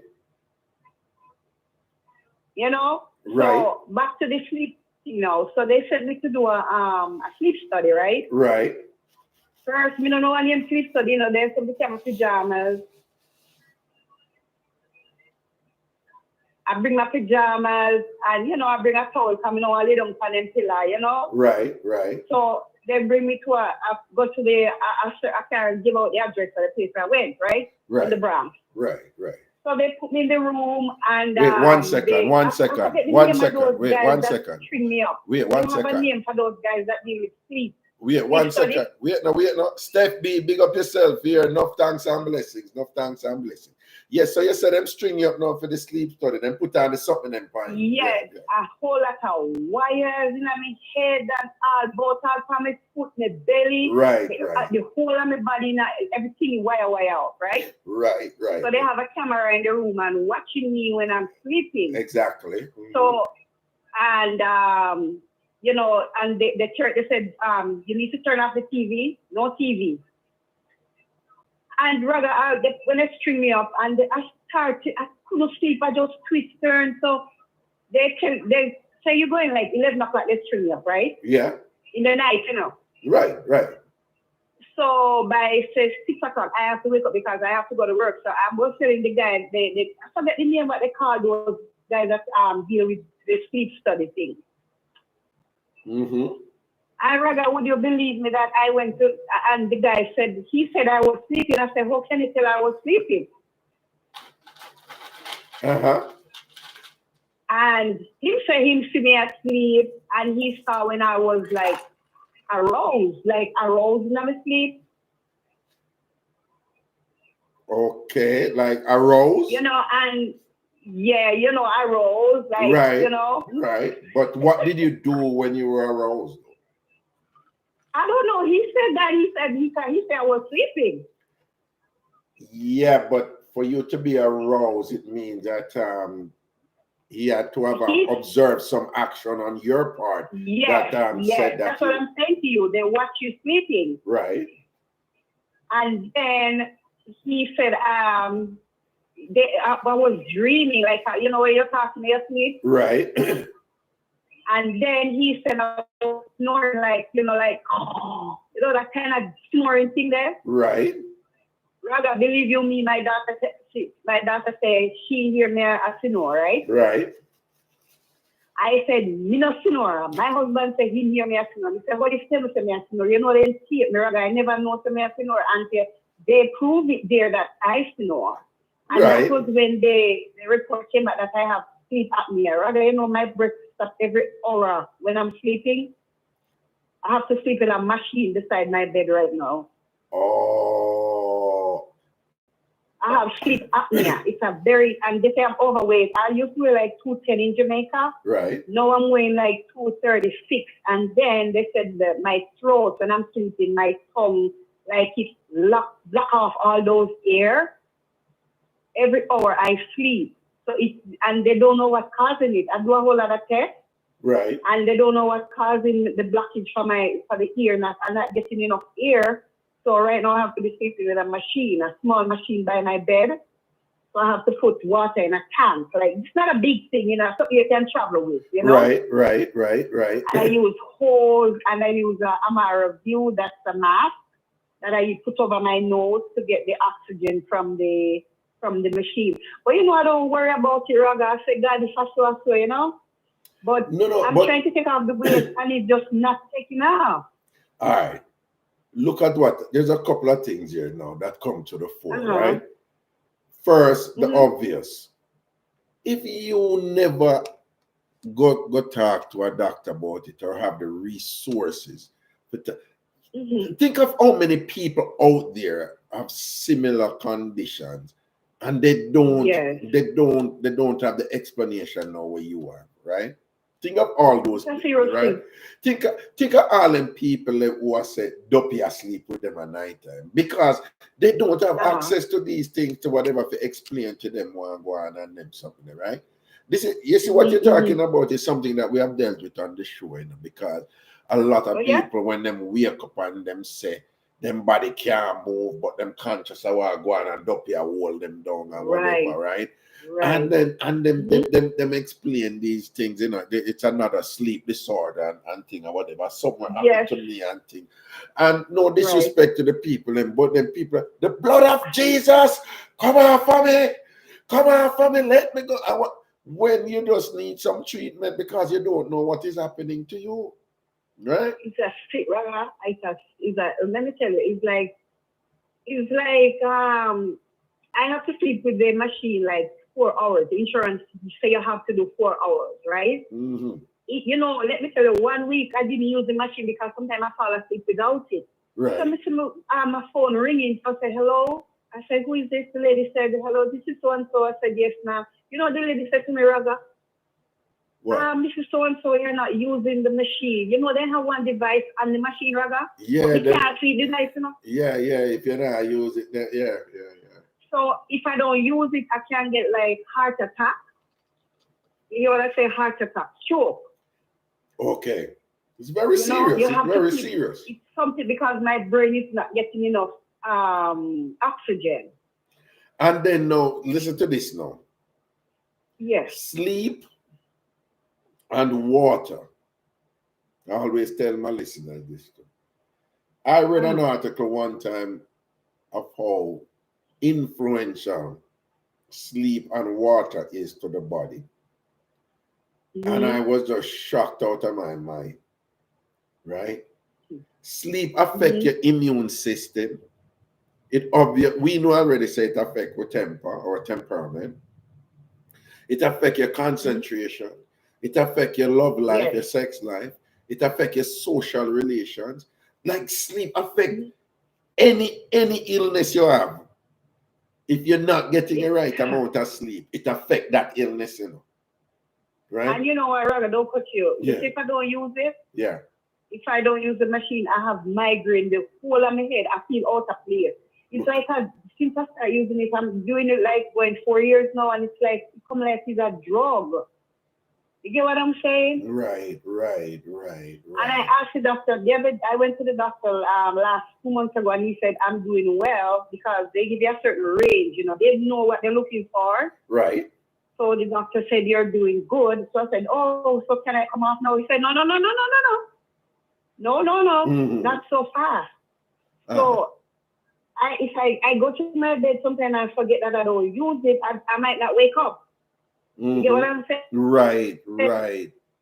But it's a scary. It's scary, but I don't think about it. You know, I don't think about it. But I try to sleep. Before I go to my bed, I try to put it on. It's a long hole. Mm-hmm. You have to put the mask over your nose and mouth. You have different masks. So tell me, there's no prospect of you reaching a point where you no longer have to use this, the apparatus. Well, I asked the doctor that I asked him that, but he cannot tell me right off. No, he's telling me to take off weight. Oh no! I don't. I'm not like I weigh 236 and I'm 6'1". Well. So you know, have you tried taking off the weed? Well, now I'm gonna tell you something. I went on a diet, right? Mm-hmm. And I went to Jamaica for my daughter, like 4 years ago, right? I went down to 190. And you know, when I reached Jamaica, I reached my district, people start asking if I sick. Oh God! So them think they have AIDS or something. I fear something, you know. I don't understand why Jamaican people fear so raga. And did you go react to it? Talk it through. Yes, because I start eating about the food again because them say no, you know, look good. Come eat some food. Don't it? Me never know good. Me not tell no raga. Me job one. Me just look away and my jeans them flappy. You see me? No, but if your jeans them flappy, you wear other jeans. That is true, but rather me really did skinny and I say, where the bossy there? No, but you can't. You have to be careful with. Listen, remember, me a Jamaican, you are Jamaican. I am an expert on Jamaican culture. Right. Listen me now. Right. You and I, we come from a culture. Americans can't even understand that about we. But we come from a culture where it is normal for us to say, why you look fat and nice, Right. When we hear those things, it's reinforcing a particular aesthetic to us. And then we unconsciously think we have to maintain that.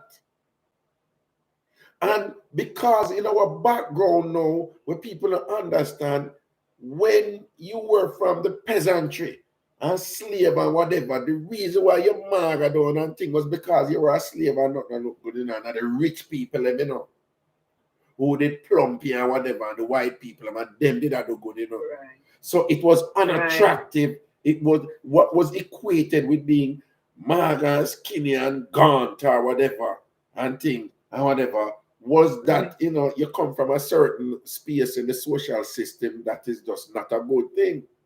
Those things have become generational and come down, and they're deeply embedded in us.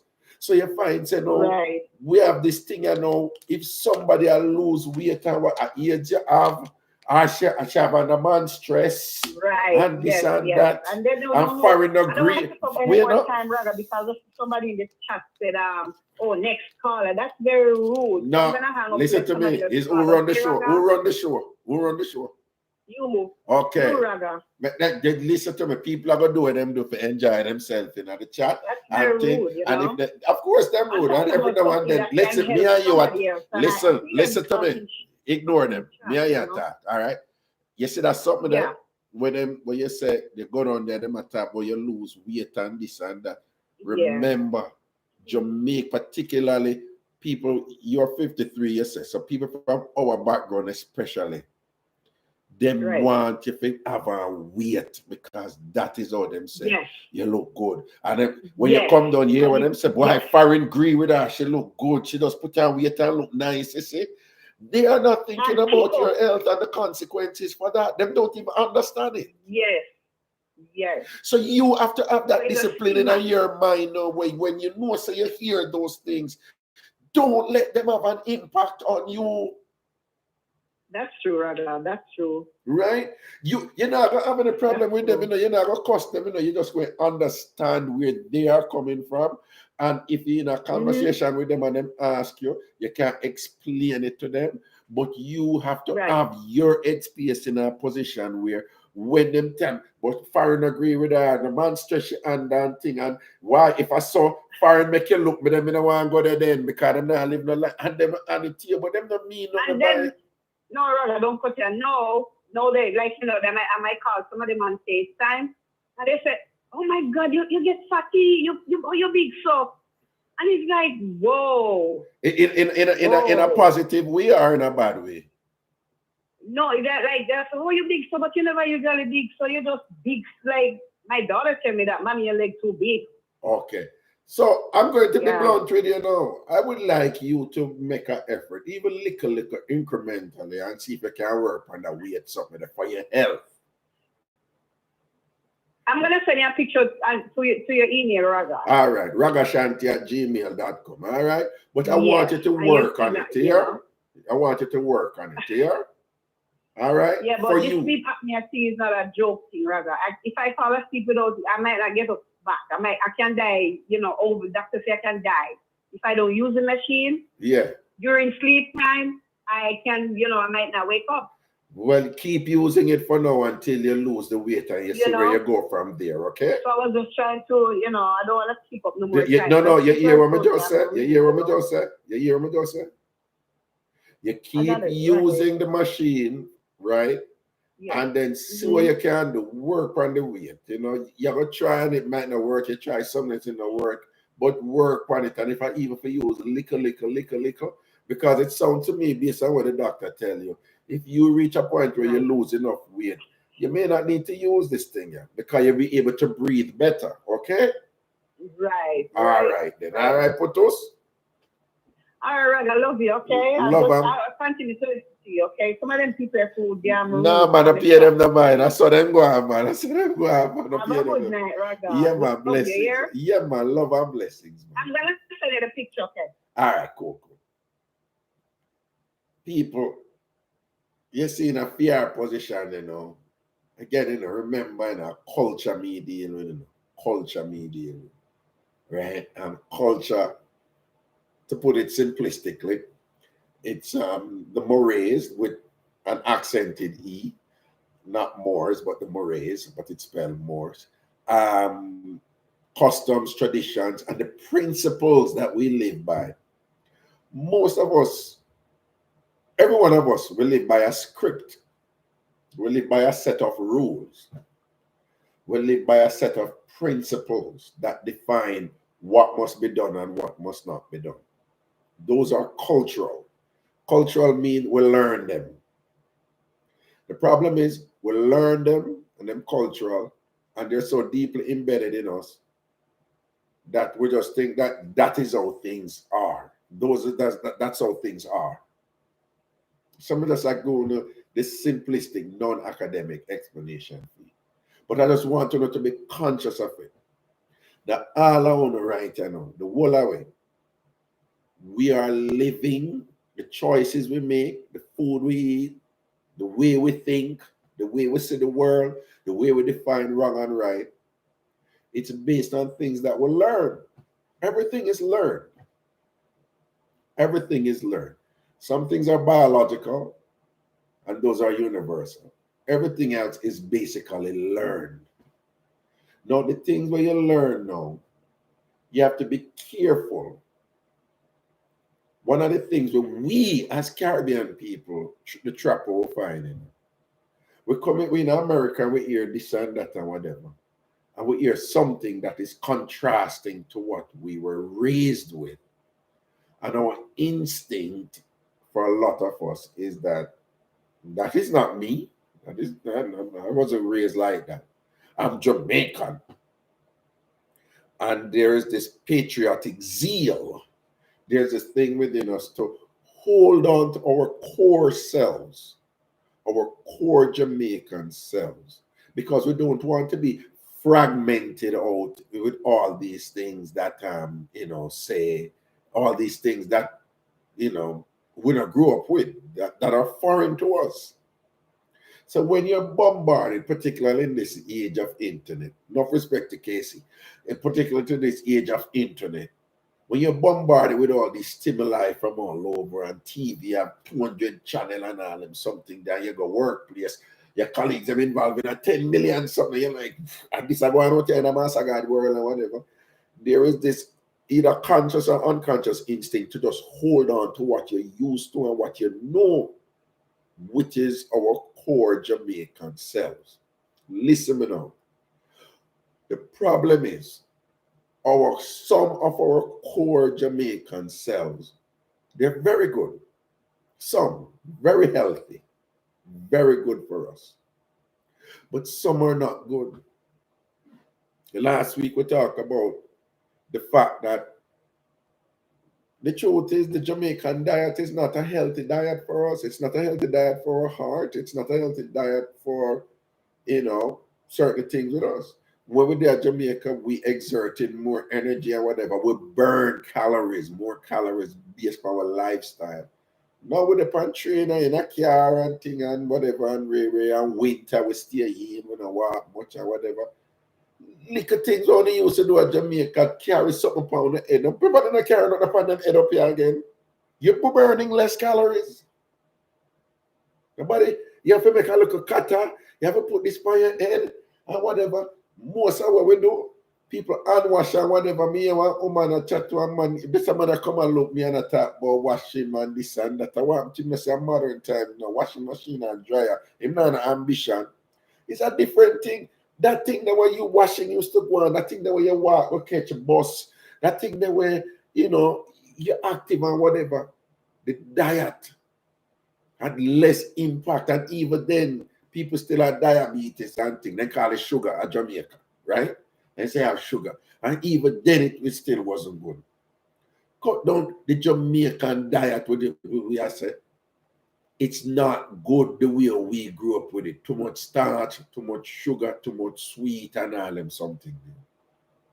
When we grew up, dry food and whatever, I'm not eating the cooked food, and when we say cooked food are the right thing, but the cooked food full of whole heap of starch.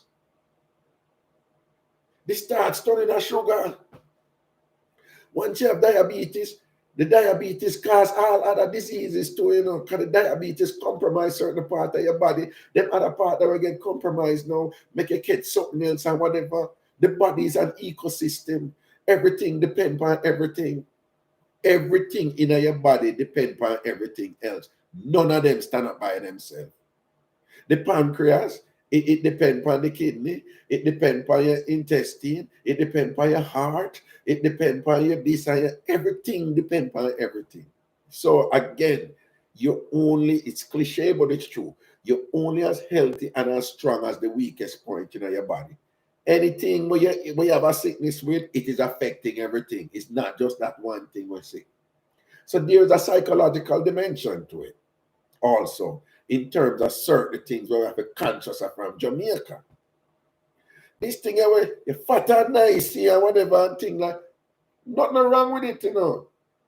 But it can encourage us to not do what we're supposed to do in order to live long, healthy lives. Many people out there are celebrated as being sexy and this and that and whatever, where they're overweight. They're overweight with complications caused in their bodies based on them being overweight. Me not big or whatever, this and that, but I am technically overweight. I am technically overweight. So with everything overweight, like, oh, you have to be really fat and whatever. No. Many of us who you see out there, whatever, people are saying, fat and nice, right? This thing away, if you lose weight, you can't lose weight in around Jamaican, around working class Jamaicans, you know, not uptown Jamaicans, working class. People come from our background, get the people, country people, and them something. Uptown people, them already in another zone there where them, you know, them watch them health and them don't want to get too big and all them something. Them I go gym long before we go pick up this gym thing now I get to. But as soon as you lose weight and things, you say that's something there, it is psychological, it is psychocultural. You have to withstand them things from our fellow Jamaicans, withstand it from your mother and your uncle and things. The people them who love you, and because them love you, Jesus Christ, my child, you know, see your mother don't you know, no, so you don't look good again, man. You did have a nice weight and whatever this. Yeah, the nice weight wasn't healthy for you. Yes, you're going to feel some pressure. Yes, when the man tell you say you don't look good again, and the woman tell you say you don't look good again, and whatever you did that. No, one time you didn't look good and think I'm really like you when you didn't look good. When you don't look good again, and whatever you make. You have to have the constitution there in your head where you educate about the thing, you better understand the thing and whatever. So when them things that come at you, you make them bounce off of you. Me have my version of it, you know. But share some of it, you know. You see my big nose. Me not do not, me not tell nobody else what them for doing them body, you know. Me not changing my big nose, you know. I love my big nose. A big nose, I do it right now, right? Yeah. That's right, woman, I'll kiss up my nose, kiss up my big nose, and love my big nose. You know how much woman me talk to and thing, and they're on them, and them have a little thing about my nose and whatever. And just because of positive me is the point where me reach with my nose and whatever, after a while, them end up respect me for it. Them end up value it, you know, when I teach them some things about why, you know, we behave that way. Then we say attraction, you know, are you unattractive because it knows or whatever. And thing and come on and rate me for that. But them rate me for that because I understand myself. And when them did I say them foolishness and whatever, them think they did a bounce off for me. Because knowledge empower me. You follow what I say? But me never reach this just so. Me never reach this just so, you know. Who don't know, say when me a little bit, I tell you, when me there at school, I used to call me donkey nose wall. I must stab them up with my pencil and my fork and whatever because they couldn't take it. And instead of them tell me and educate me why my nose stays, so that is not what them do. Them send me go psychiatrist. Them send me go the guidance counselor. Them send me go the psychiatrist at the University Hospital of the West Indies. I'm saying the psychiatrist at Bellevue Hospital, something is wrong with him. We must stop up the pit in them. We must stop up the pit in them. Nobody never tell me say my nose good and nothing wrong with my nose and whatever. I mean, you know, when I come to America to write, I should I get this at Jamaica. America, me come learn them something. Right? And then reach a point now where I one can't say what they want to say about my nose. I don't look at them. They need to come kiss my nose, right? Right?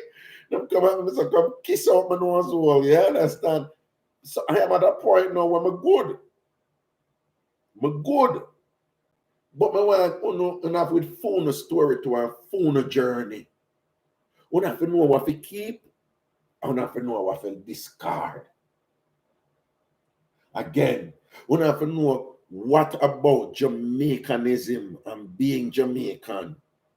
When certain things are happening, you must say, is this something for me to keep? Or is this something for Lego? And when somebody says certain things to you and you feel defensive and you feel hurt and whatever, you have to ask yourself, why am I allowing this thing to make me feel that way then? And is this Jamaican thing? How can I reach a level where when a Jamaican send him something to me and whatever, I can say, no, I lose weight and I'm healthier for it. And I understand where they are coming from. I don't hate them. And I know that some of them are doing it because they care. But me, we maintain a healthy weight. I mean, I'm going to feel bad about it because they must say certain things about me when I lose weight. But I'm going to make because I'm going to fling them mouth on me.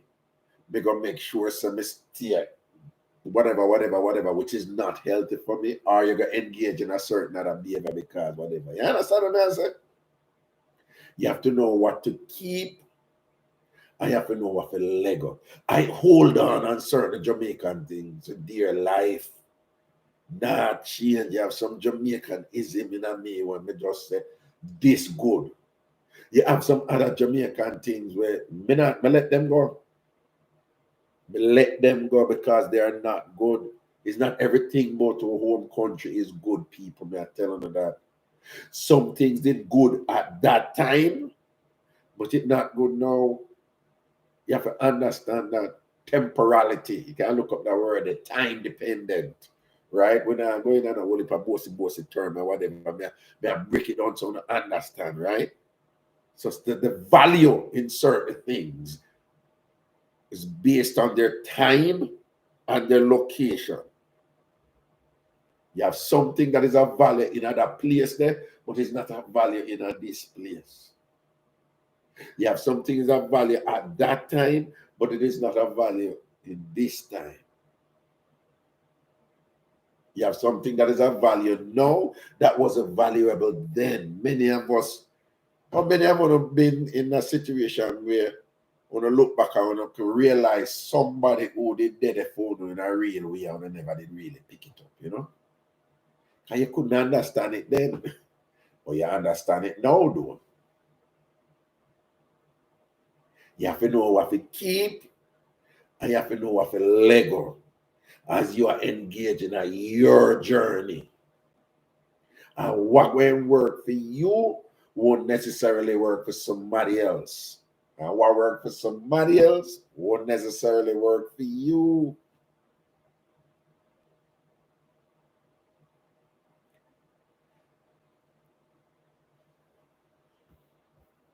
The number is 646-880-9161, 646-880-9161. Hello?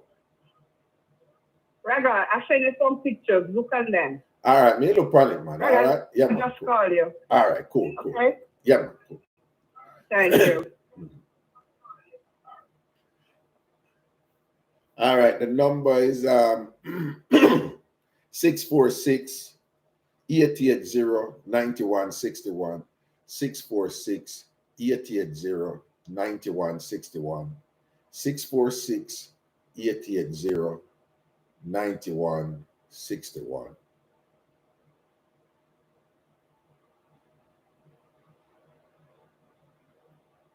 Six 880-9161.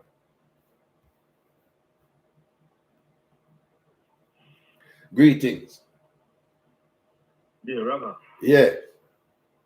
Yeah, this now. I listen to you for a long time, listener. You know, but me I call Yeah, talk up a little bit. Your voice lower. You're not up on speakerphone, earpiece or Bluetooth. Yeah, me have to come off of the Bluetooth then. Yeah, come off of Bluetooth. All right, cool. Yeah, you hear me? Eh? All right. Hear this now. Me I listen to you, but you see, after you know what you get the view, a lot about life in general, your health is concerned. So me I say, well, it's like say, me don't know, like me want to make you go back on the Bluetooth kind. It's like it's so. But go on, talk.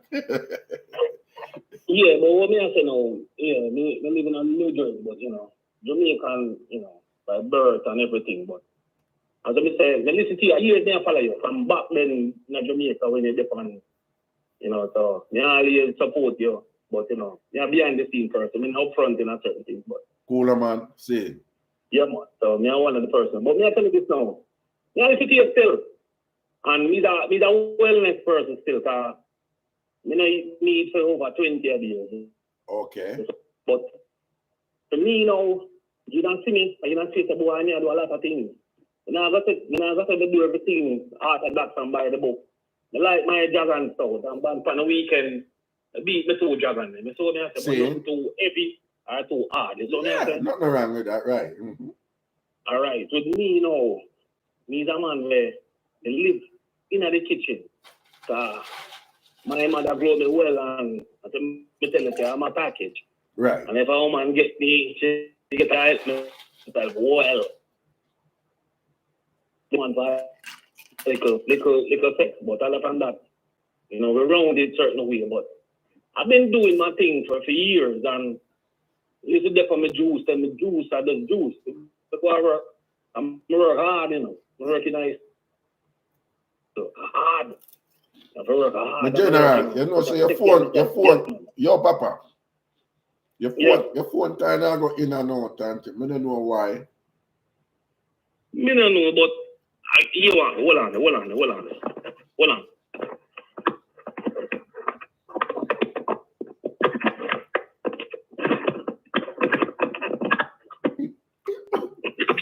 to go on with general, a bag of sitting there going. So the phone kind of in the case. It's a waterproof case. Hold on.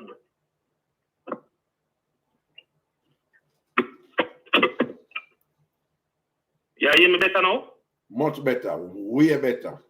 Yeah, because me have the phone in a waterproof case, so you know what I'm saying? It kind of block everything, so.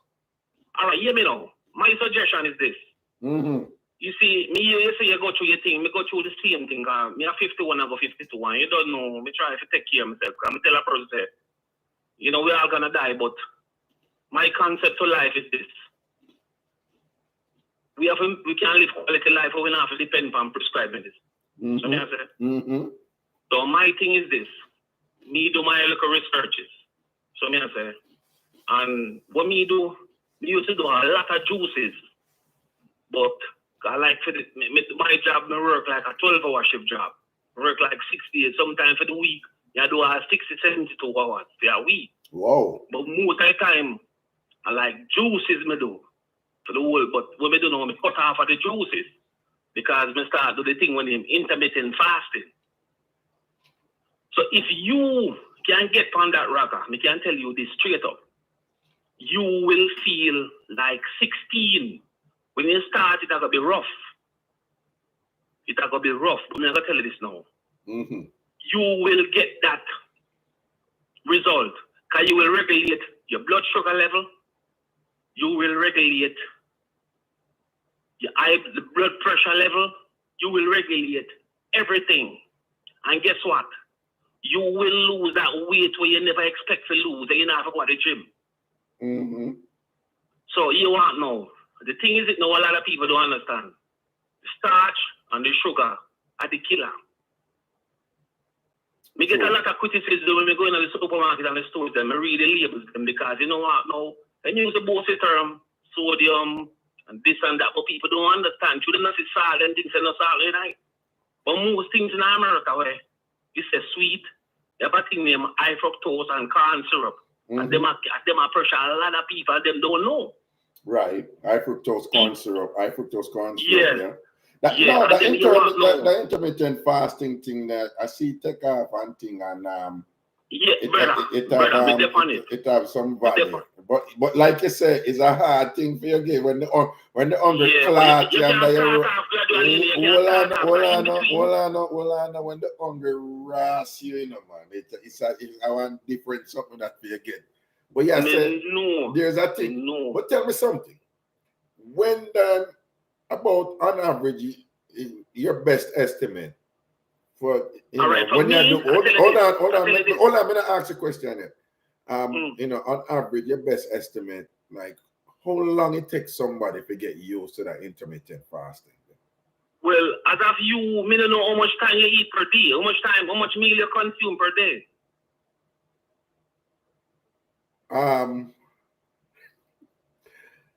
That is indefinite, to be honest. I'm not consistent.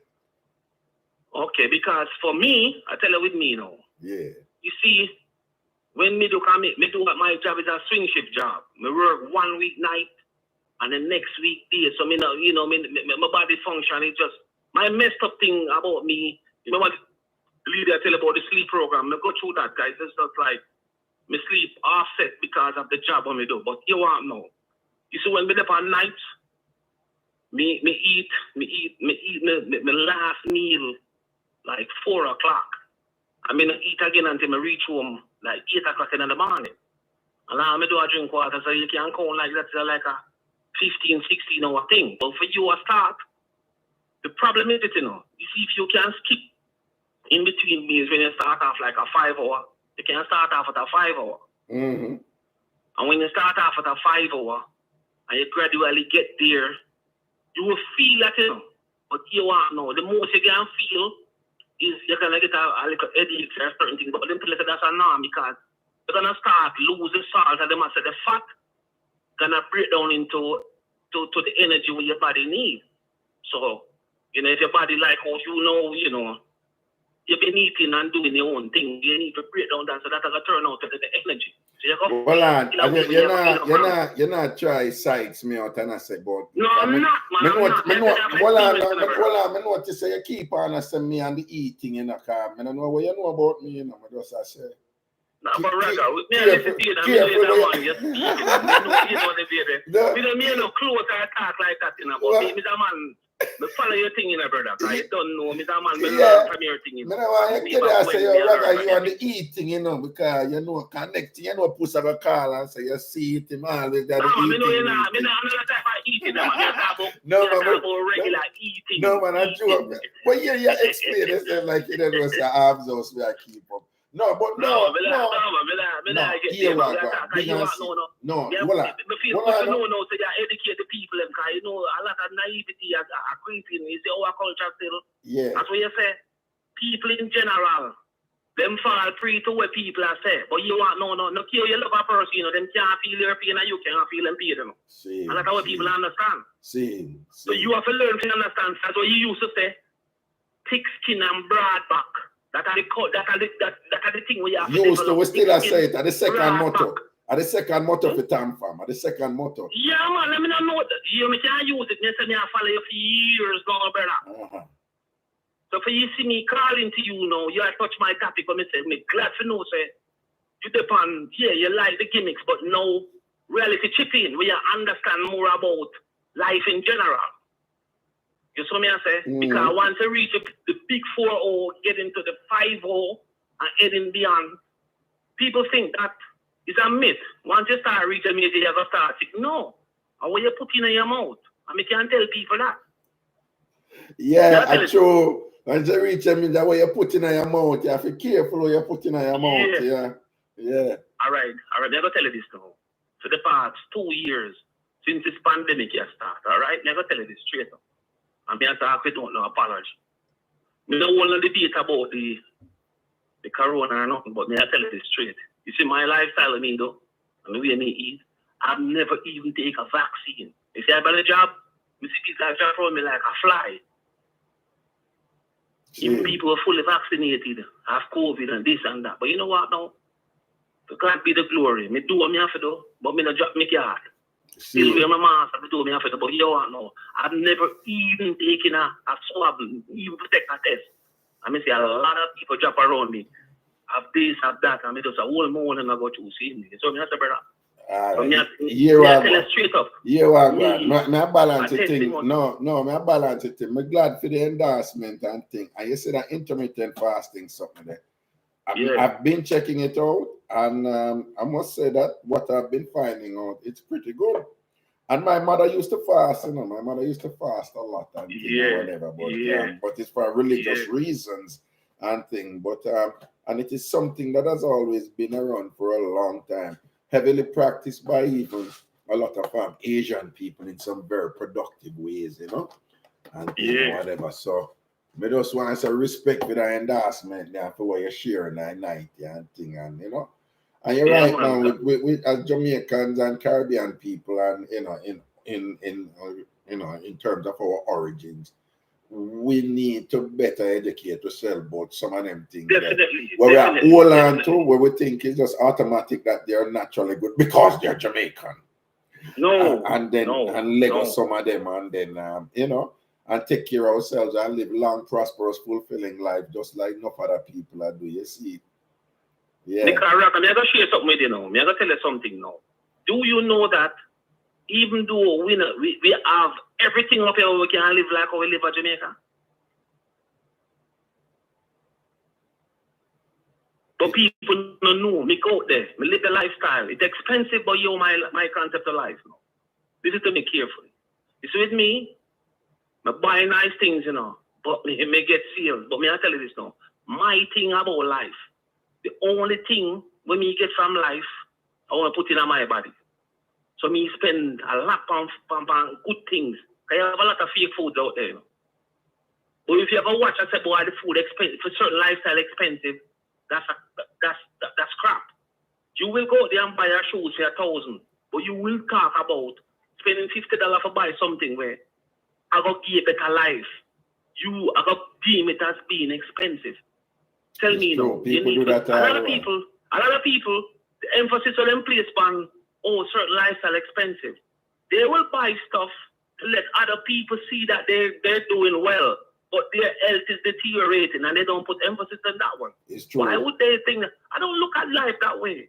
I tell myself that the only thing I get from life is what I put inside. No, and I try I'm not gonna try to get some other call, but I have heard, and Dick Gregory spoke about this, that people will be stingy and complain about putting good things in their body, but Yes, they don't. But him said them don't see them behave the same way in terms of how them treat them care.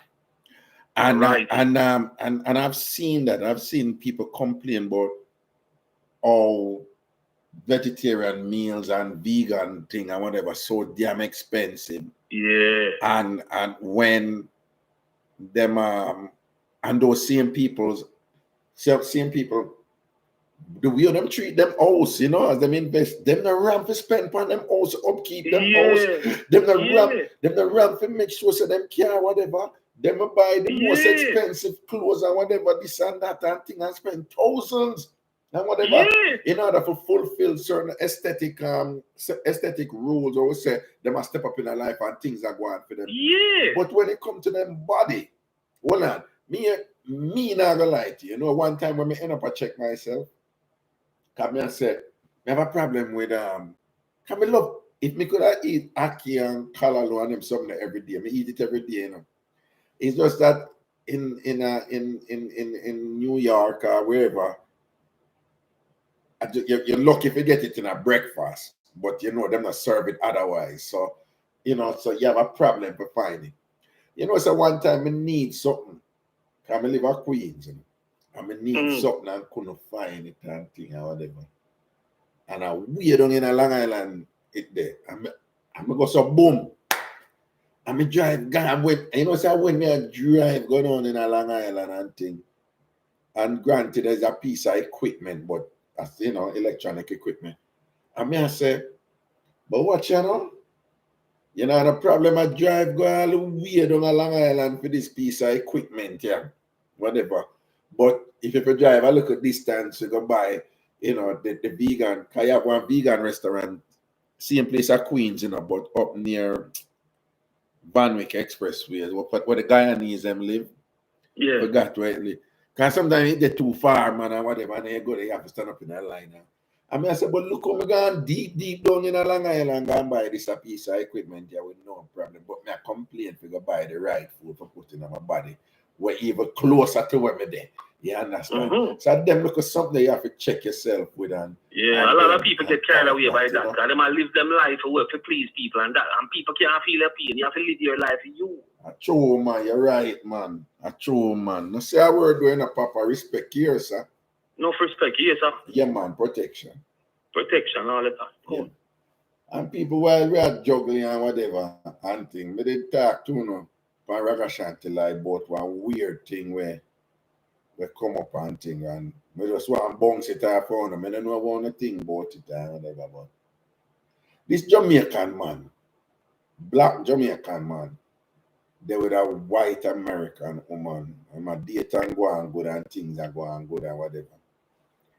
And them reach a point where them have a little discussion one time, I say like, yo, we're there, I mean, my paraphrase, like, so, we're going for this, right? We're in a relationship. Boom, yeah. So it's like, that discussion, the Jamaican man, I go tell the woman, say, one thing he might ask her do. Like, them in a relationship now, it's acknowledged, two of them there or whatever, but he might ask her, like, he would prefer if she not use a toilet. Anytime she got do that she don't do it round him.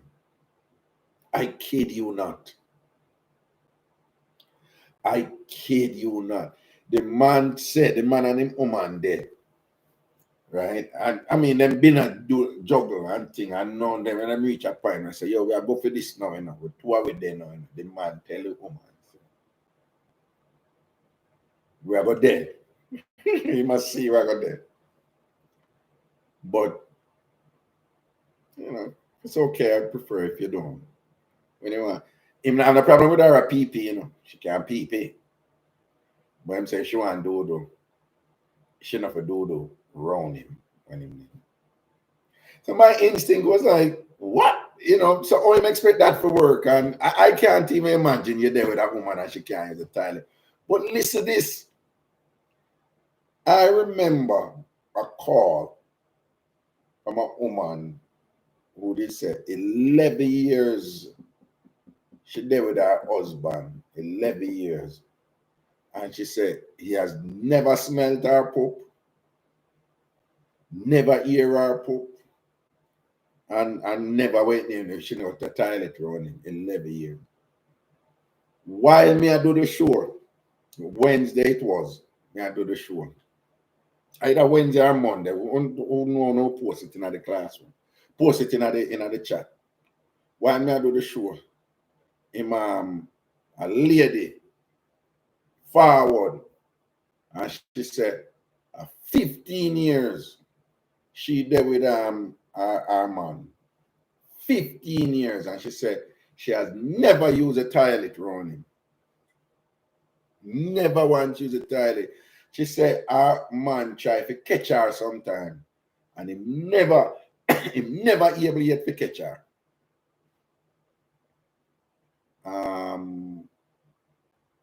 Let me see what some on that was. Let me see what some on that was. Wednesday, all right. So people that say Wednesday, yeah, right. And she said never yet and whatever. And what she explained was that when she grew up, her grandmother tell her, 1 second call are coming to you. She say her grandmother tell her say she must never ever like ease her body or use toilet run man. You know, it is not a good thing and whatever. And she said that just kind of just embedded in her whatever. Of course, I expanded it and thing, and it has been an ongoing preoccupation of mine as to what exactly is going on here. And clearly it's a gendered thing because men are allowed to be even disgusting, you know, when it comes to where I put up the place or a part of the place or whatever. And these construction of what it means to be a woman do not allow, some of them do not allow women to be free to engage in these natural bodily processes that human beings engage in.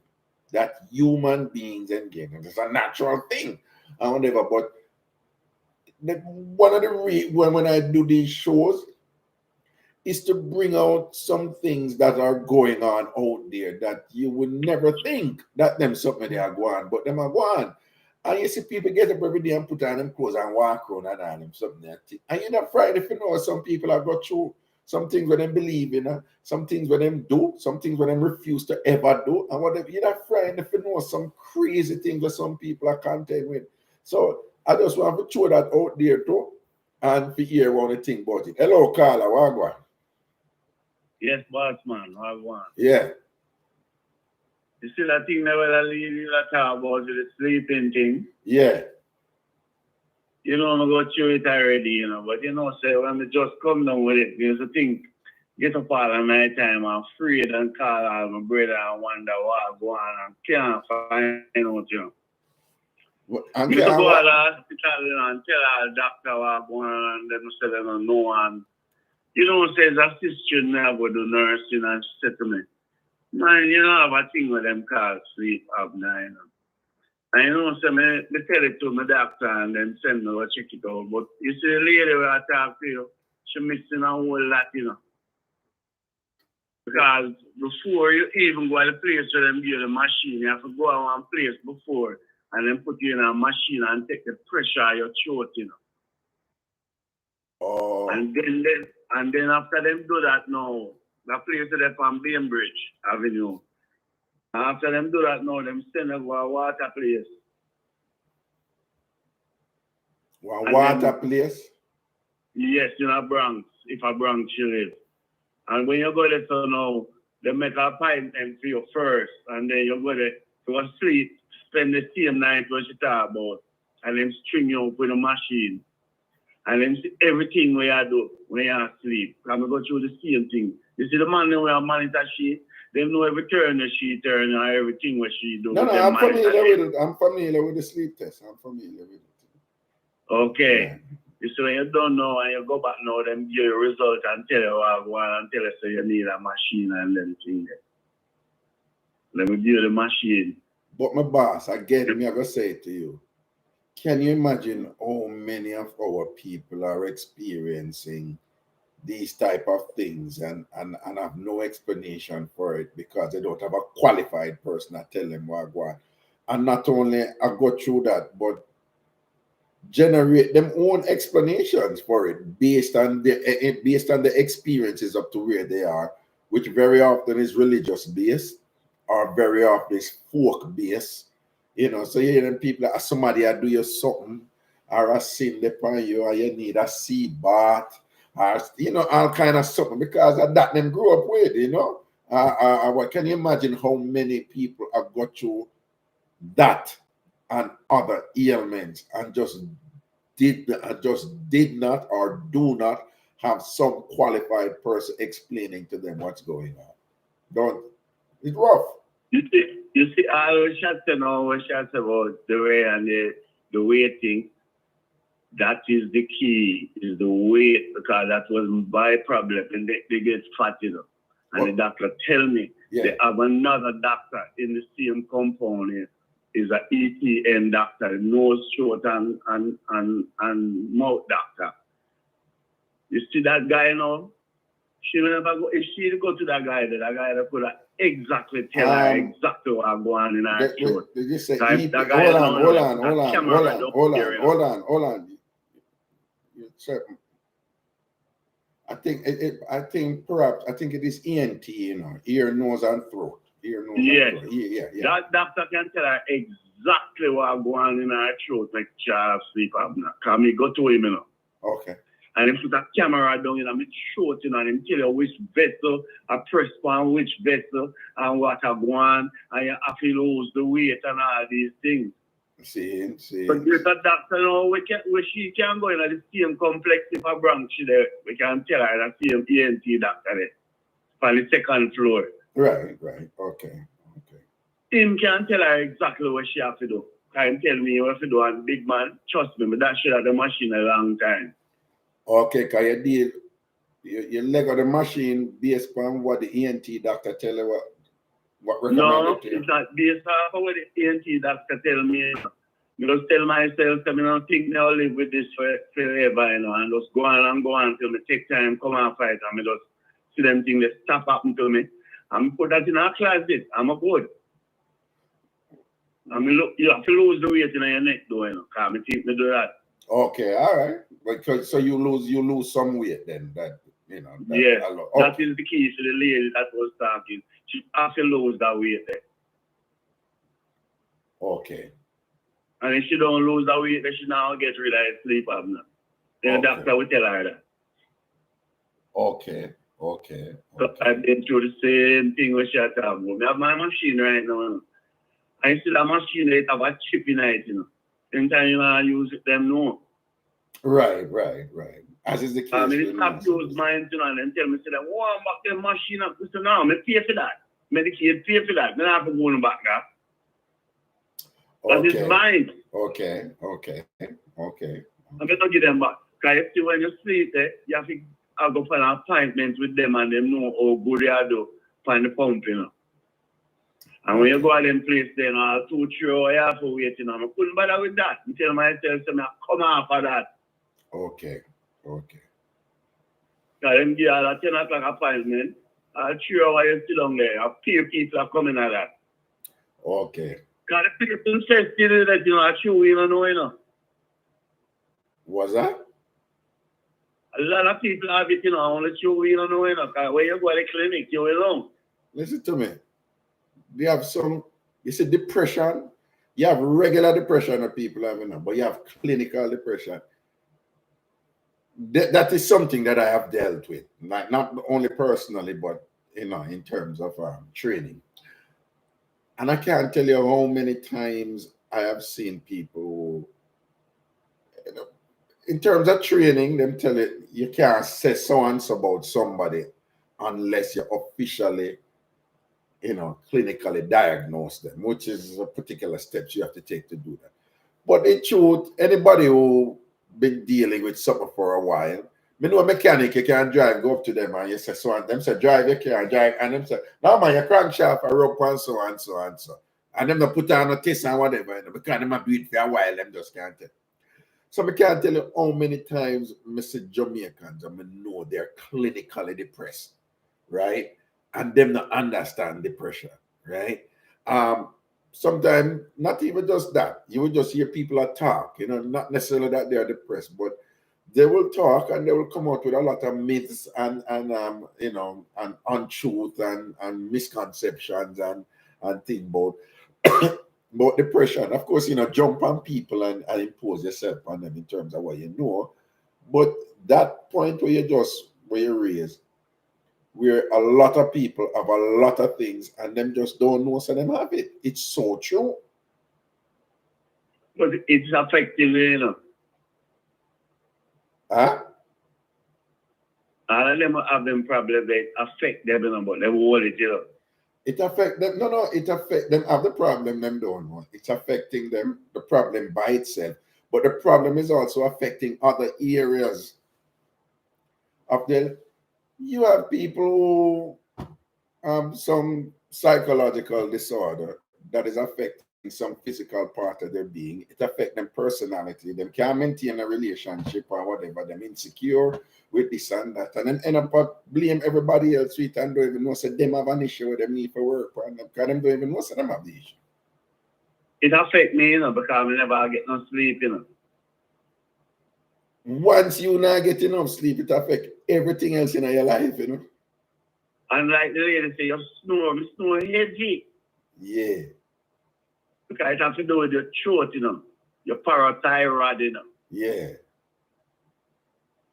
Yeah, Right. man. Yeah, man. Thank you for sharing that with me and thing and whatever. You know, I'm sure like, some people benefit. You know, when she say you sleep and when you sleep, you stop breathe. They tell me them things. I get scared. I want the next time. I say, Chuck, if I'm so, you know, I'm just not working up on you know. All right. And Chuck, I get it over. Give thanks.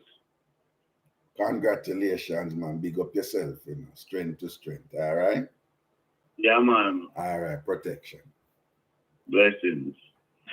People, a very, very common one, and again, this is one of them things we have dealt with this several times. I too experienced this. Me experienced it about 3 or 4 times in my life before me did even understand what I'm going. Sleep paralysis. Sleep paralysis. When I can Google it, I can Google it, everyone can Google everything. But I have various forms. But basically, you wake up, you're conscious that you're up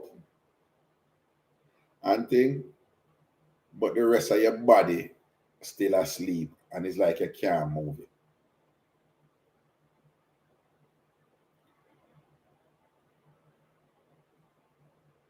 Some people will wake up and them can't. Some people say them can't move them head either, but them can't move them eye and thing and whatever. Sometimes you can move your head. I know in the instances where I have it, I usually can move my head, but my rest of body, I cannot move the rest of my body. Now, thankfully for me, I happen to be somebody when stress come about, I stay calm. If something crazy happens, I stay calm. And I am patient with something. But I can't tell you how many Jamaicans I have met over the years who experience that, and you can't tell them saying a Satan, the devil. You can't tell them saying somebody over them. You can't tell them saying a spirit in the house, up in the house. You can't tell them saying one dead relative come back and the common term and I hold me down in the bed, I hold me down, and I try get up, and I couldn't get up. And I have said the blood of Jesus upon you and whatever, when I burn out the devil is and thing and whatever and thing and whatever. Now the medical people, they can give you a better explanation to this than I can. Right? In terms of the deep explanation. But it's a state where, you know, when you wake up, you know, your brain control everything, you know. So there is some dissonance between your body and your brain. And it's always temporary. It's always temporary. It never lasts. It's not a long-lasting thing. It's always temporary. Something where it just lasts, well, I'm not going to speak for other people, but for me, it's just several minutes. Now, I must admit, those several minutes can be like eternity. You know, can you imagine you wake up in your bed and you want to move and you can't move? One time, when I lived at Worthington Towers, and I was on, I think the third or fourth floor, and I had a balcony that I could look out over other people's house. And so I wake up and want to get up and I couldn't move. The amount of things were run through my head, you know. So I said, "Heranted, I dead, me dead. Me dead. I'm there somewhere like my transition. It look like I go sleep and I'm dead and I'm asleep and wherever I go, you know. But still I think all kind of foolishness, you know. Because it's like it is such a strange and weird experience. And just by being human being, we have to have a reason for everything. So everything must have an explanation. It's just human that we have to, if something happens, we have to have some reason for explaining. The problem is that once we venture to explain something, the only thing we can access to explain it is from our experiences. It's from what we already know. So if you grew up in a church and the church defines your worldview in entirety, and you are experiencing something novel and so different, and you have that very, very human quality where if sometimes too, you have to, why this is happening? Of course, you're going to rely on some, you know, church type of explanation for it, you know. If you grew up in a Rasta household and your whole worldview is about Rasta or something like that, of course that is what you're going to draw upon.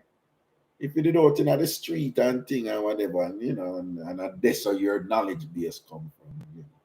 If you know, if your grandmother or your father give you the explanation for events in the world and all them something, and you're experiencing something you've never experienced before, that is what you have to do. And all I'm saying to you people is I'm encouraging you to open up yourselves to alternate explanations, to other explanations of things, right? And to say, you know, this thing happened to me, and I just think that I some spirit did hold me down in the bed and thing or whatever, but what do you think? Like, you know of any other way, any other reason why this could have happened to me? Like, I just want to know if there any other reason. You know, that simple act of just opening up yourself to other explanations of something. Suppose I tell you how difficult that is for some people. Some people cannot do it. Them just know when them know And that is it. But what them know again, you know, is just based on what they knew before. No human being can explain something based on something that they have never known. Anything people are explain, they might explain it from their experiences, what they have already learned.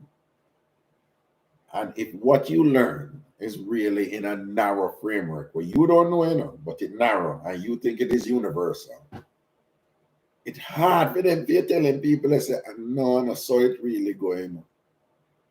Because they're already not predisposed to learning beyond the boundaries that, you know, that they have been living in all their lives. Because they don't even know that they have boundaries in terms of what they know, you know. Worse again when they're in a space where that space has been telling them for years and years, essentially telling them have the explanation for everything. Those are the hardest people, you know, to give an alternative. But you have people living that ignorance and think, you can't tell them otherwise. But it's a common thing. I didn't even know it was so common. It's just from doing radio all these years and hearing so many people call in and talk about it and having experienced it myself. But check it out. Google is there. We have to be careful with social media. There's a whole lot of crap out there. But it also, you know, there's a whole lot of knowledge out there. I remember, you know, don't be no sleep expert or anything like that. You just need to know the fundamentals of these problems. And once you're armed with the fundamentals, knowledge of the basics with these things, it can be very liberating and empowering for you. You know, it can be very useful. You know, for you know, say, nah, man, the thing that really happened to me all the way, that really happened to me one time or two times before, you know. I did that wonder who I go on, you know, if I some evil spirit, you know, I did that one dirty uncle, you know, who did threaten me and say, oh, you might make this and that, because I even think that I set something upon me, you know. And think because I wake up, I'm a cuddle move, you know, me and telling them, I just feel so one spirit that hold me down. It's just so Jamaican. We grew up and learned that. That's why people apply that explanation and think. Because we always, when you grew up, you always hear them something, you know. Nothing that happened just so, you know, some supernatural explanation. Come on, think that for we when I grew up in Jamaica. So we just apply it to situations where we don't have an answer for it, but we are generate an answer though. Based on what we know before. So just open up on yourself to learning new things. If something not mature, are you convinced and think, or whatever,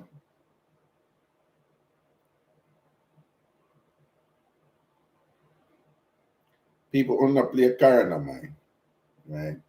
Yeah. Karen have fear. I think Karen, she always come like she know. She know everything more than anybody else or whatever. People may telling us minutes that day in Worthington, towards where they live, minutes me there for. Minutes. Right? It don't ever Karen it happened to. Karen don't know it all. Karen act like she know it all sometime and whatever with her input on thing, but sometimes she damn wrong too.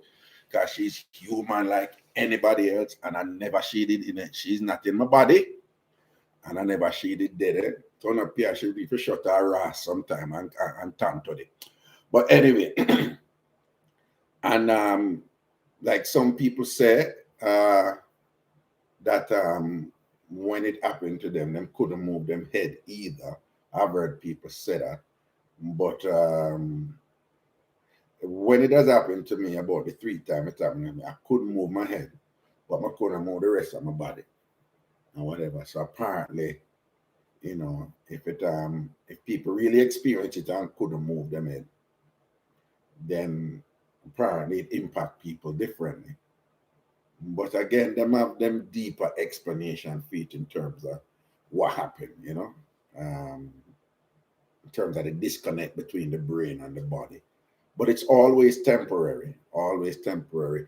And I know some of you might think that whatever you may have said in terms of an intervention, you know, when it was happening to you, and you know, whatever you do, you may think, you know, that is what you did that remedied the situation, but that might not necessarily be so, because it may just have been something temporary and it just wear off after, and when it wear off, you think that what you did, what, you know, that preceded the wearing off, you may think that that is what caused it to wear off. But I'm just saying, just want you to know that that is an example, and one that is not uncommon, and that you know, just open up yourself to other explanations when strange things happen to them. Ask questions, talk to people. Whatever. That is how I learned. So now I don't learn so when I go bounce things off as people. I call people and say, yo, so and so and so and so and so and thing. And I saw people like explain certain things to me, and then I saw you learn. See? The number is 646-880-9161. 646-880-9161. 646-880-9161. Let me see what I want.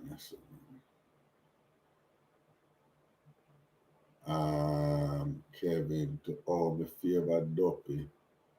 Don't no bother me. Christina Brown Sugar. Can't move.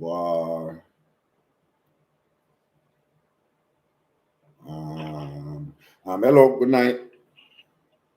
Why are you echoing like that? I am not at home. I'm sorry, say that. I'm not at home. I'm on the road. So. Oh, that's why you're doing your silkers tonight. Exactly. No, you didn't come in late and thing. No, man, I'm on the road and things. So, I'm on a really reduced setup here, you know, type of thing. Well, the reduced setup is welcome. The prosperity banner gone and the old man still things have gone. The what? the prosperity what? The prosperity banner on back gone. I don't even say so, Vinny. Vinny says so. But what are we? Yeah. What are we? Well, green was always JLP, so I guess, yeah. Prosperity. That's what prosperity look on Vinny, like. Vinny, all right. At least me have a banner back on me where she have prosperity under her beer grass. You know, so I get involved with the two of them. Yeah, gosh, she live on the sidewalk. Wagwan. Not that thing, but all of that. You serious? Your thing last minutes? Minutes. I estimate that is long. Look here. I would say about 3 minutes minimum. What? Yeah. Uh-uh. Yeah. The first time that's something that happened to me. Yeah. Well, so here's the deal. It never just happened to me, and I'm just laying there and can't move. There's always an image involved, like something scary coming towards me. That every time it happens, that is what happened to me. So the first time it happened, you know, the old banana leaf them, when night come and them shake out by your window. Yeah. And they have 3 banana leaves outside the window of my room when we live in Jamaica. Yeah. I miss where's their banana leaves. So now, you know, me start tape. You know, Jamaica window, them normally put a nice light color see-through curtain in your window. Yeah. So now me started the sheet put over my window. My mother cussed every day, why we have the sheet over the window? Well, as far as I was concerned, it was the banana leaf. Uh-huh. Because the image did look like the banana leaf. So I put the sheet there and I was good for a while. And then it hold on. But you know what's weird? You mean this is, so after it happened and thing, you put the sheet there, like, cause you think yes, because of the banana leaf. Okay. The image look like a banana leaf. Okay. Yeah, so you know you have to block out the banana leaf. Because I normally sleep with my face that direction to the window. So you see the banana leaf. The banana leaf never bother me till the banana leaf come hold me down. Oh. So then I block out the banana leaf. And the banana leaf hold it out. Of course, the banana leaf hold me down. Then I want the banana leaf. I had to be about 8 or 9 them time there. I wasn't in high school yet. Right. The banana leaf. And it happened periodically. But what I noticed when I got older was, it's one of them days that, you know, I'm being real lazy and in my bed where I doze off and wake up and doze off and wake up. It always happens on days like those. And I don't know if I'm just stressed out those days and need to be in my bed. But it will happen. And then, like, I can almost see it happening. I don't know how to explain it to you. But, you know, you lay down and you just see it happening. I guess maybe I'll wake up in the middle of it. I don't know. But I can literally tell before it happens that it's going to happen. And then it happened, and then it will go away. Wait, you can tell before it happened? How can you do that, though? I don't know. I'm just telling you. Like, I'll be there, and I'll just feel weird, and I know it's going to happen. And it happened. I can't explain that part. Hold on. When it happened to you, you were awake before? No. It's kind of like I'm semi-sleeping. For me, it feels like I'm semi-sleeping, kind of like I'm dozing off. So I don't know if it is I'm waking up slowly, but to me, it feels as if I'm dozing off because I can literally kind of feel that it's going to happen. I don't know how to explain it to you. But now that I'm older, that's what I'm saying. That's how it feels. That's what I'm seeing in a couple of years. I know that we're talking about it. I'm going to say an extra prayer before I go to bed tonight. You a prayer for? What you a prayer for? Oh, please. Because whatever. I was talking to somebody and they'll tell me I need to say Psalms. And every time I say a Psalms, it go away. Don't convince me about the Psalms now and blah, blah, blah. We're not going to talk about that. I'm careful with that. Working for me, okay? Okay. No. You see me careful because I know Jamaican people, when it comes to the religion, I don't want nobody come tell me to come kiss out my Bible and thing and whatever, right? But anytime it has happened to me, it's always when I was sleeping before and wake up in the night. So it happened about 3 times. It doesn't happen to me in like that. It's so long it not happened to me. It only happened to you 3 times. Congratulations to you. It is something that's frequent over here. I think it's probably more than that because it happened to me when I was young or whatever. But you know, you just kind of ignore it and you know, pay it no mind or whatever. But I remember though, there was the time when it happened at Worthington. This may sound weird. I really thought I had died. You know, I want to know something never dead. The way that I was laying down, you know, Worthington Towers, right? Right in front of Worthington Terrace. Right? Yeah. All right. So I don't know if you know, you see, all of the apartment have a balcony, right?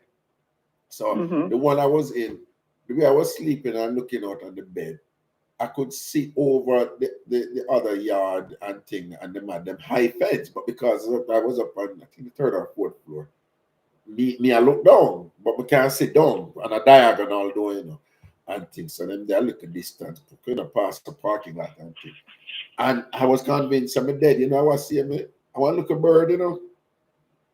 One bird that jump on them fence. Them have a wall fence. You know them. You know Jamaicans and them wall fence with them decoration on the top or whatever. So them have a wall fence and the little bird that jump and the little bird that jump. And I look because the bird was the only thing I saw moving. So somebody knows me I see some sort of empirical reality outside, and there is a moving bird. So I say, me not dead. No. Here's the thing now, and it's the first I'm going to share this. You know what I've always wondered with that? One time I was talking to somebody and them say, nobody can dream, so them dead. And I was like, what do you mean? And him said, if you dream, say you're dead, you're dead.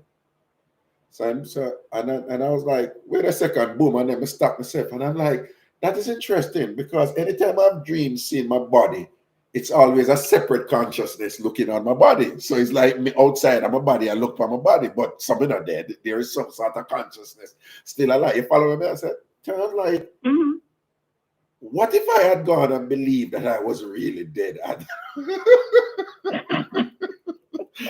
No, this is typical of me, but this is something that somebody like you would understand because I engage in these cerebral gymnastics all the time. So I was like, what if I had just given up at that point? What if that little bird had not come and just had jump, the little bird with the maga foot, them and thing? And what if minute someone dead? What if that, because, like the brother said, no, once your mind convinces you you're dead, you can't be dead, type of thing. I know it's a bit of a stretch, but I've always thought about that. Like, but they believe someone dead. What if the bird never come and I was like, hey, I ate that, I'm dead. And whatever, would I have gotten up, with the brain and done something now? I don't know. It's just a weird state to be in, but it only happened to me when I was sleeping before and wake up and I wake up fully. I don't know how to tell you. And it's a humbling experience if you're not used to it. Yes, it is. And so here's what I figured out. It has to be kind of a stress event for me because I had someone real, real close to me die. Mm-hmm. And, you go through your period of mourning. And I swear to you, okay? So I'm laying on the bed. And how I just told you, I can feel like I was half awake, half asleep. I don't know how I explain it to you. But for me, that's how it happened. It's almost like I'm dozing off, kind of. Mm-hmm. And I literally, my back was turned. And I felt when the bed seemed like somebody sat on the bed. And then I could not move. And that part there again. So that part. Where you say you feel somebody sit on the bed. Yeah, somebody sit on the bed. Somebody sit on the bed, man. And at that time, and after somebody sit on the bed, at that time you realize you couldn't move down. Yes, man, the old nastiness coming by the bed, the cut and clear the old crosses. But it wasn't like a bad. It was something in that case that I would have welcomed. So in my mind, justified, I just said, that person visited me because, But it's not a pleasant experience either. And it's always associated with some sort of image for me. And the image is not cute and always look devilish to me, always. But you see them something they do about something not devilish. It's like, that is something you learn. The concept of the devil is something you learn and things. So, it invoke, when this thing is happening to you, these are things that are already in your mind. You have some notion of what is God and angels and white angels and heaven and the devil and hell and fire and whatever. And it's something invoke and thing, and you feel something that sit up on the bed. And, many people tell me, me feel the spirit coming up on the bed and what. Let me give you a joke. We did live in a tenement yard. I'll be a tenement yard I live in when I grew up before I go back to Jamaica after me. We got teach. And we did there Gold Street. And, several people, everybody living in one room and thing. And we just hear one woman, I forgot her name, but she did come save me when my zipper did catch my body skin. You as a woman, you don't know this. And the worst when you go up and zipper catch your body skin.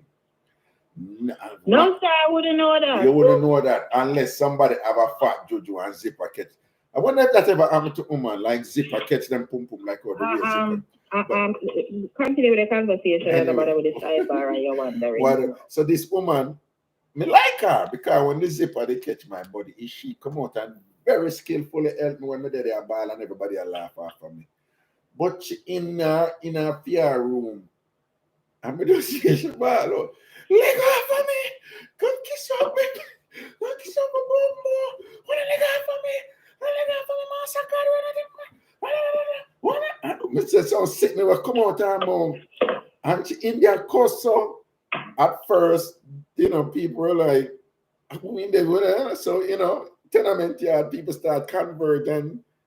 And what's your name? I think a Patsy, Yeah, Patsy. Patsy, I want me to. And brother did dead and thing and whatever. Call him Weedy. Beers weed him. So I think Weedy said, watch him when me kick down the door. I said, when me kick down the door. And as Weedy both we kick down the door, Miss Patsy fly the door and come out. And you know, and which one I want to have me up? Me not take on no man. And this and that. And Miss Patsy I cuss everybody around because Miss Patsy says somebody send somebody in there for wall her down, you know. Listen to me, when Miss Patsy, them out on the road, you know, typical ghetto thing, them love play, you have one big table where them play bingo. And it's like, you know, like a congregation thing where you just do it and you chat, you know, whatever. And for years after that, Miss Patsy always talk about she upset because she lived good with the people in the yard and up till today. Dear, she can't believe that somebody in there go send someone come send Duppy in there for hold her down and kill her.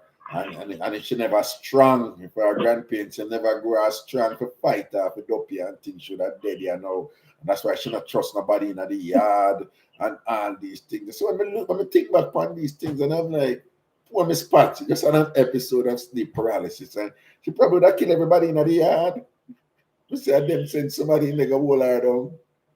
Well, it's a very terrifying experience, so I don't blame you, Patsy, because as far as I'm concerned, the banana tree, the doors are down, so let me tell you, I understand banana trees and plant trees them are the worst at night time when you walk a country, you know, and at night you are alone, you know, man, because you can't tell, nobody can't tell you a Duppy that the way they move, banana tree and plant, and to them have a way to them move slow, but them leaves so big. Them leaves so big and I like little leaves. So them not strong and a strong tree will turn up firm. So when the wind catch them, is the entire tree and move slow.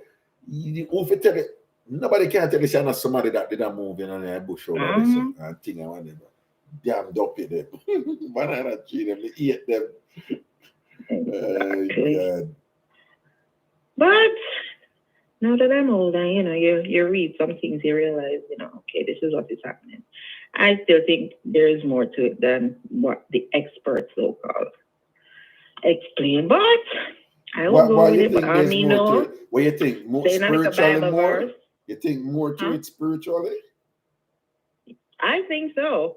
Because, I mean, some people will have it and they don't. My experience is... You think? I know a rational person, so right? Surprised. I honestly, I'm so surprised. More to it because I don't understand. Like I know people who have had it; they've never seen an image. I have always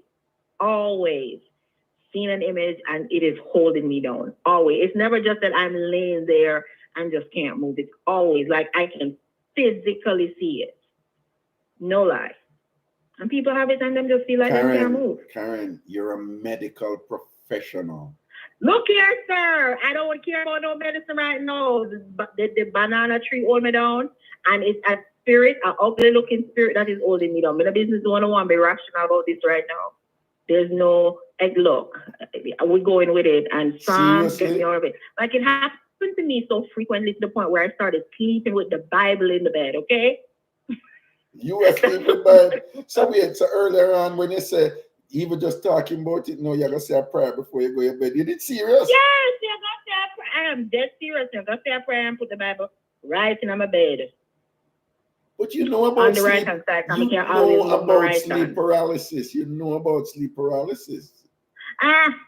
Yeah, but that don't mean anything to me right now. When the image come in there, come hold me down. Yeah, I don't think it has happened. Has it happened to me since I've been in this house? Maybe, I don't know. You look at somebody post. You see, you remember when I said earlier, look at somebody post in that classroom, all right? Well, when I said her last name, Keisha, look what she posts. If it's not spiritual, why does it go away and you are released right after praying? But it's true. I'm telling you, if you say it like I always say a psalm, at one point in the middle, I'll say ecclesiastic. And then I move when ecclesiastic is there. Somebody go back around and Psalm 23.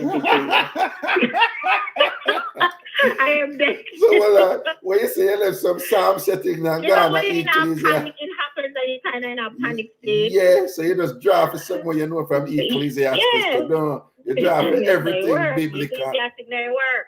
No, You but never what? go back over All the right, time. all Yeah, right. though I walk Hold through on, the valley. hold By on. the time you read the valley of the shadow of death, it goes away. Okay, sir? Yes, That's all I but have to what say I'm to you. saying is, you believe that is what you said before that caused it. But all I'm saying, had you not said anything, it would have still gone away, which means that it's not what you said that caused it to go away when it happened to you. Well, I don't know about that. It either speeds up the process or else. And as long as it is comforting to me, yeah, me and the Bible verse I go work tonight. You can go on. Every time it has happened to me, I just stay calm and, then we can move after. No, calm around here. That's when the ugly duffy hold me down. No, sir. But what I'm saying is, if you just don't panic, you just stay calm. Know that I know what it is to, if it happens or whatever, man, just chill and be like, okay, sleep paralysis. This is gonna go away in a couple minutes or whatever. And Well, maybe you don't have the duppy image. Maybe if you did have the duppy image, you'd have panicked like me. Like, I don't know, wake up, my heart rate is high. Like, oh, hell no. Yes, no, but what sir. I'm No, saying, no, the term duppy, didn't you learn that? Yes. Okay, hold on. This is The term spirit and thing, you learn that? Yes. You Just say like something about the sleep devil paralysis. and thing and whatever. To the knowledge of the devil, right? And even how the devil look. You learn that. Eh? Yes or no? Yes or no? Yes, it's true. Yeah, then the things were in your mind in a moment of panic and stress. That is what the mind does. The mind draws on some explanation where we have before already in our head from that knowledge base. That is okay. The mind draws on it, and then the other part of my conscious mind says, say Psalms 23, by the time you get to yea, do I go through the valley of the shadow of death? Yeah, at that time, them Lego, them can't manage a part. And I'll be okay. Them can't manage a part. Once you start Psalm 23, once you reach about the valley of when you travel through the valley of the shadows of death, I will fear no evil. All right, so the powers reach them and them have to Lego because you not fear no evil on your door. Fear no evil. Jesus God, listen to this woman here. Listen to this woman here who's a trained scientist. Listen to this woman here. Listen to the woman. Oh God. Can't feel with it. You can't feel with it. Anytime the duppy image come and grab you, we understand. No, it's you just lay down there and not see nothing. But the duppy image where you see that is invoked in your moment of what is happening to me, my body. Look here. And then you start see the duppy image. I can see the duppy coming through the door, crawling up the ceiling and crawling down on the bed on me. Oh, you come tell me about it in my mind. And I press down the bed down. Walk through the door. And press down your bed down. Yeah, no. That time, the person, that one wasn't a duppy, that was the person. Oh. Sat down on the bed comfortably behind me. Oh, okay. Yes, they did. It was rather comforting, but I know why that happened because of, a lot, blah, blah, blah, blah, blah. Right. But every other time, yes, I literally can't see it. The duppy, them always look like the banana leaf still to this day, but the face no look right.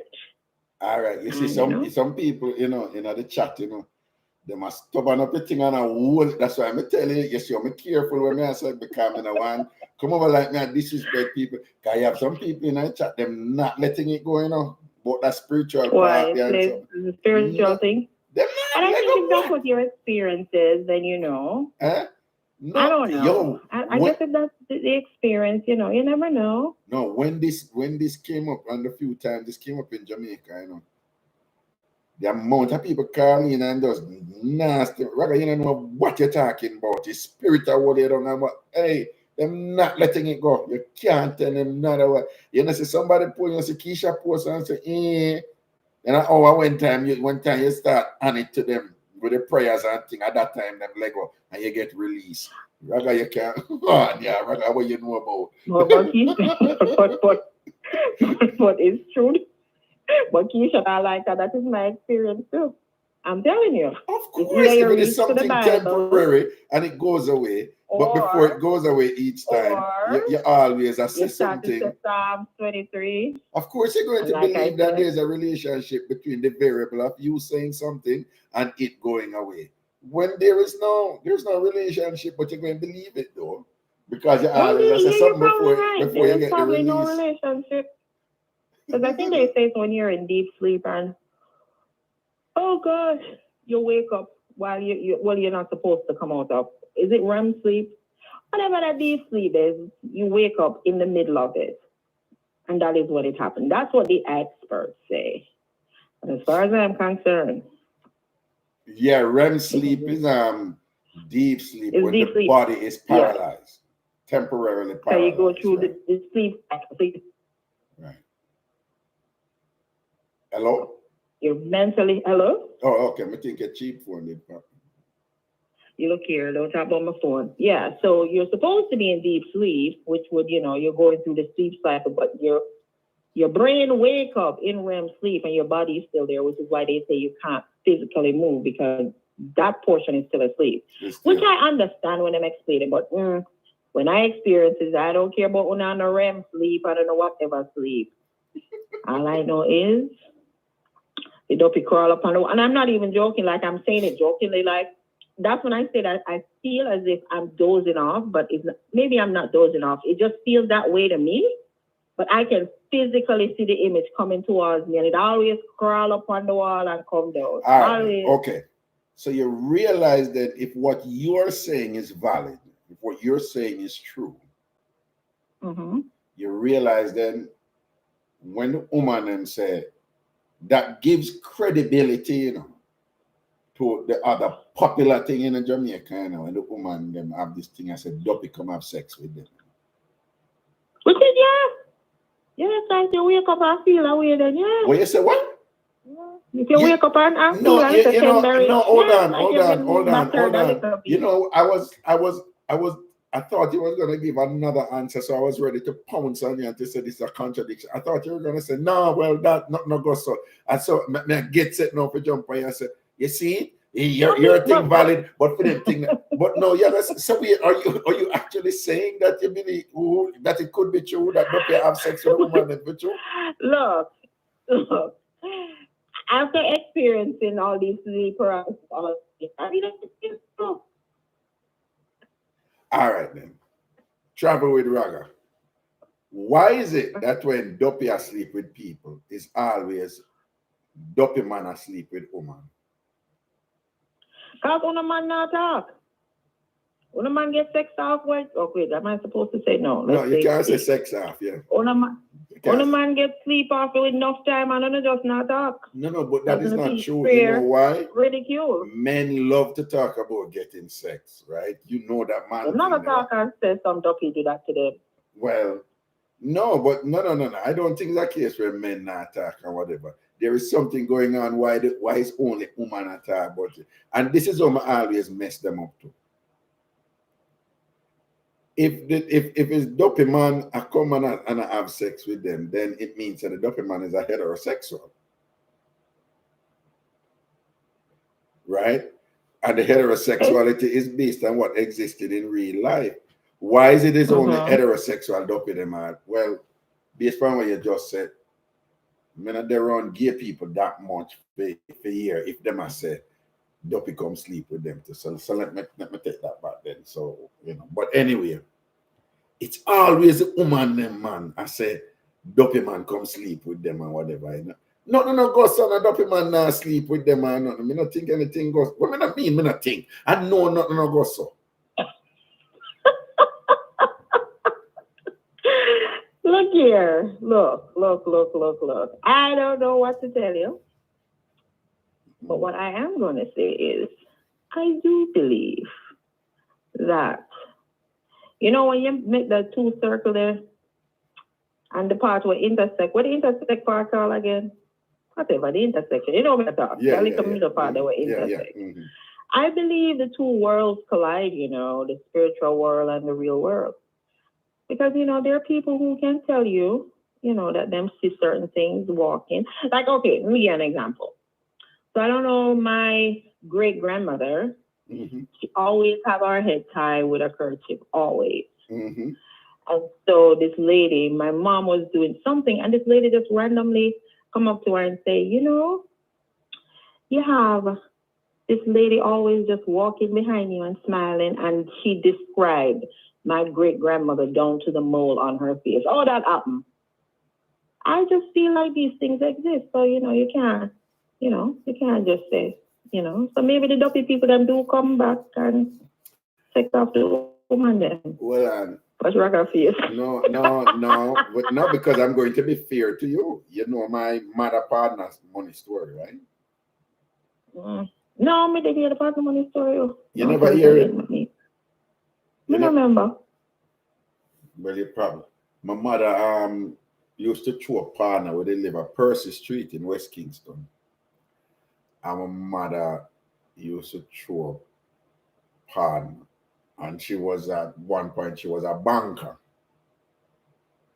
And she sent me to somebody up at Anna Town side for the partner money. And tell me I forgot the address and thing. I'm a walk up.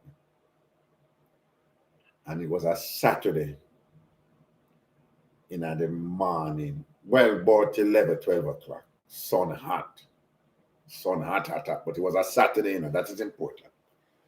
And I'm a knock on the gate. I'm a knock on the gate while woman open.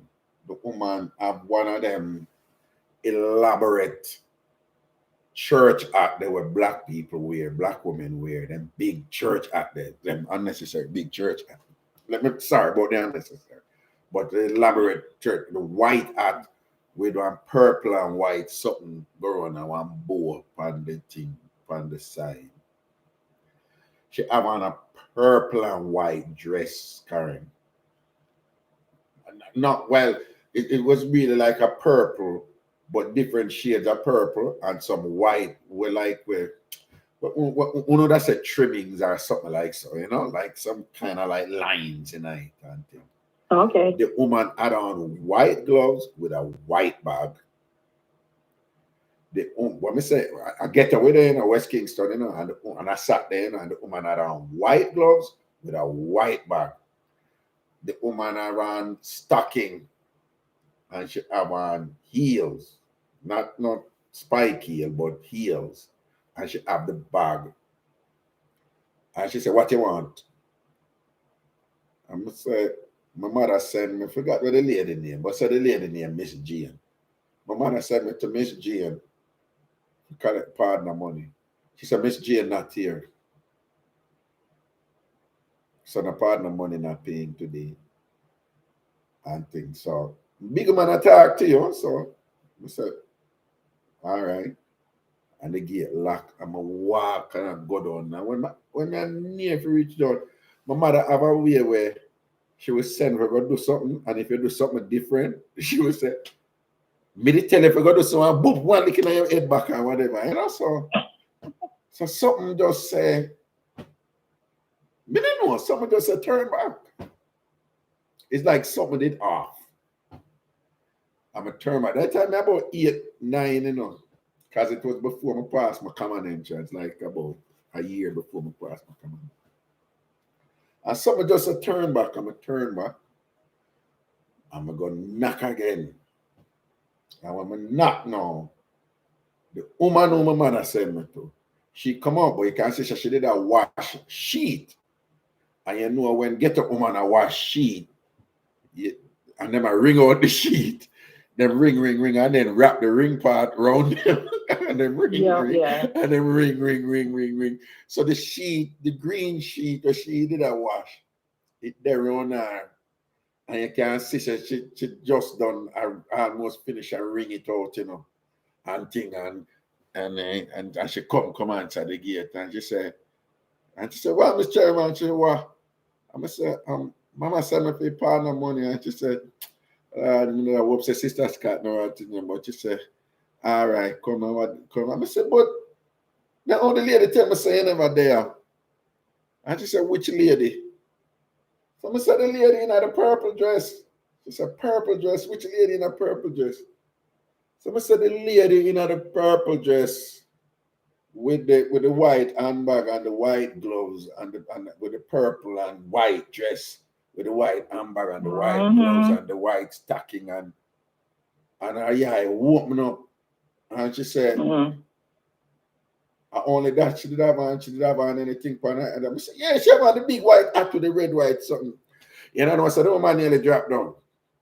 Okay. The sheet drop off her and she has Santa away and thing and then she call out for somebody and them come down quick and she said, what a little boy, and she send them to one stool. But you can't see say something was happening to her, but she was concerned for me. So she has said, no, bring in the little boy from out. Me, she referred to him. And she has said, bring in the little boy, go for the stool and give him, just sit down, make him sit down. But you can't say she a faint way, you know. And adults are talking, just doing themselves. I sit down there, watch her and thing, and then she called the woman. And she said, little boy, tell her what you just tell whatever and this and that. And I want bigger woman for her now, me I talk to now, you know. And she said, no, describe the woman where you say. And when me describe her, the woman said, Jesus Christ. And whatever the woman she start and thing and whatever, and she said, look boy, sit down and thing and them say, send the sister Scott, my mother, you know. And them said, no, don't send me down there alone. That somebody have to go down there and thing, and them send somebody go call my mother come up and then my mother come up now and them go have them conference, them adult conference and talk and whatever. The explanation is her daughter wanted very much to go on this outing. It was like the biggest thing for the daughter. The daughter is the woman, when me say, is supposedly fear mother. And the daughter, the fear mother now, who is the daughter's grandmother, love her, spoil her, me understand, just spoil her. Like there's nothing what she want and the grandmother not give her. But the mother supposedly they tell the daughter, say the only way you can go the outing is if sister Scott hold off on the partner money. Can't hold off on the partner money. Okay, I get it now.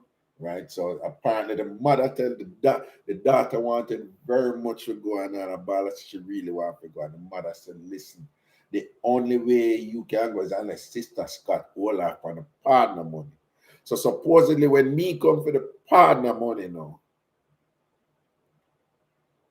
I saw the grandmother come on. You know, so the grandmother did dead almost 2 years now, and the clothes of me see the grandmother in the same clothes, then bury the grandmother in a.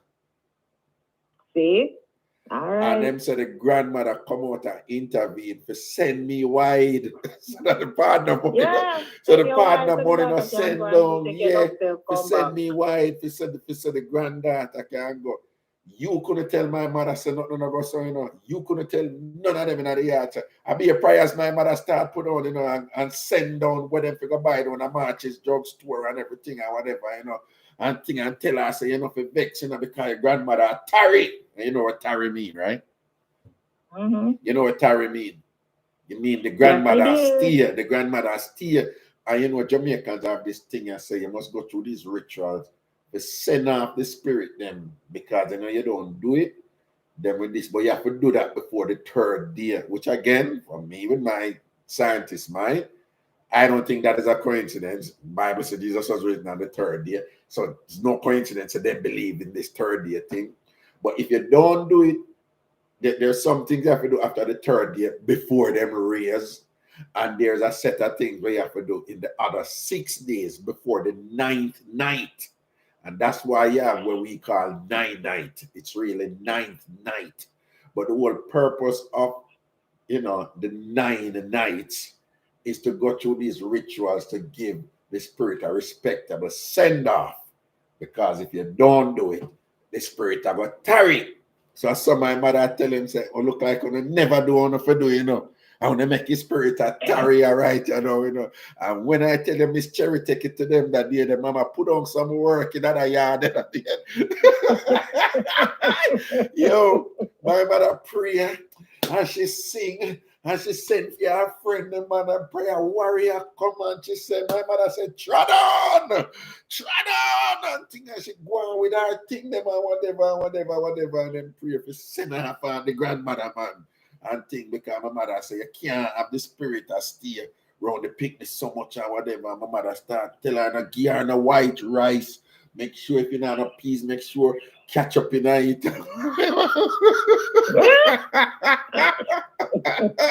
One piece of something. No, but here's the thing though. To this day,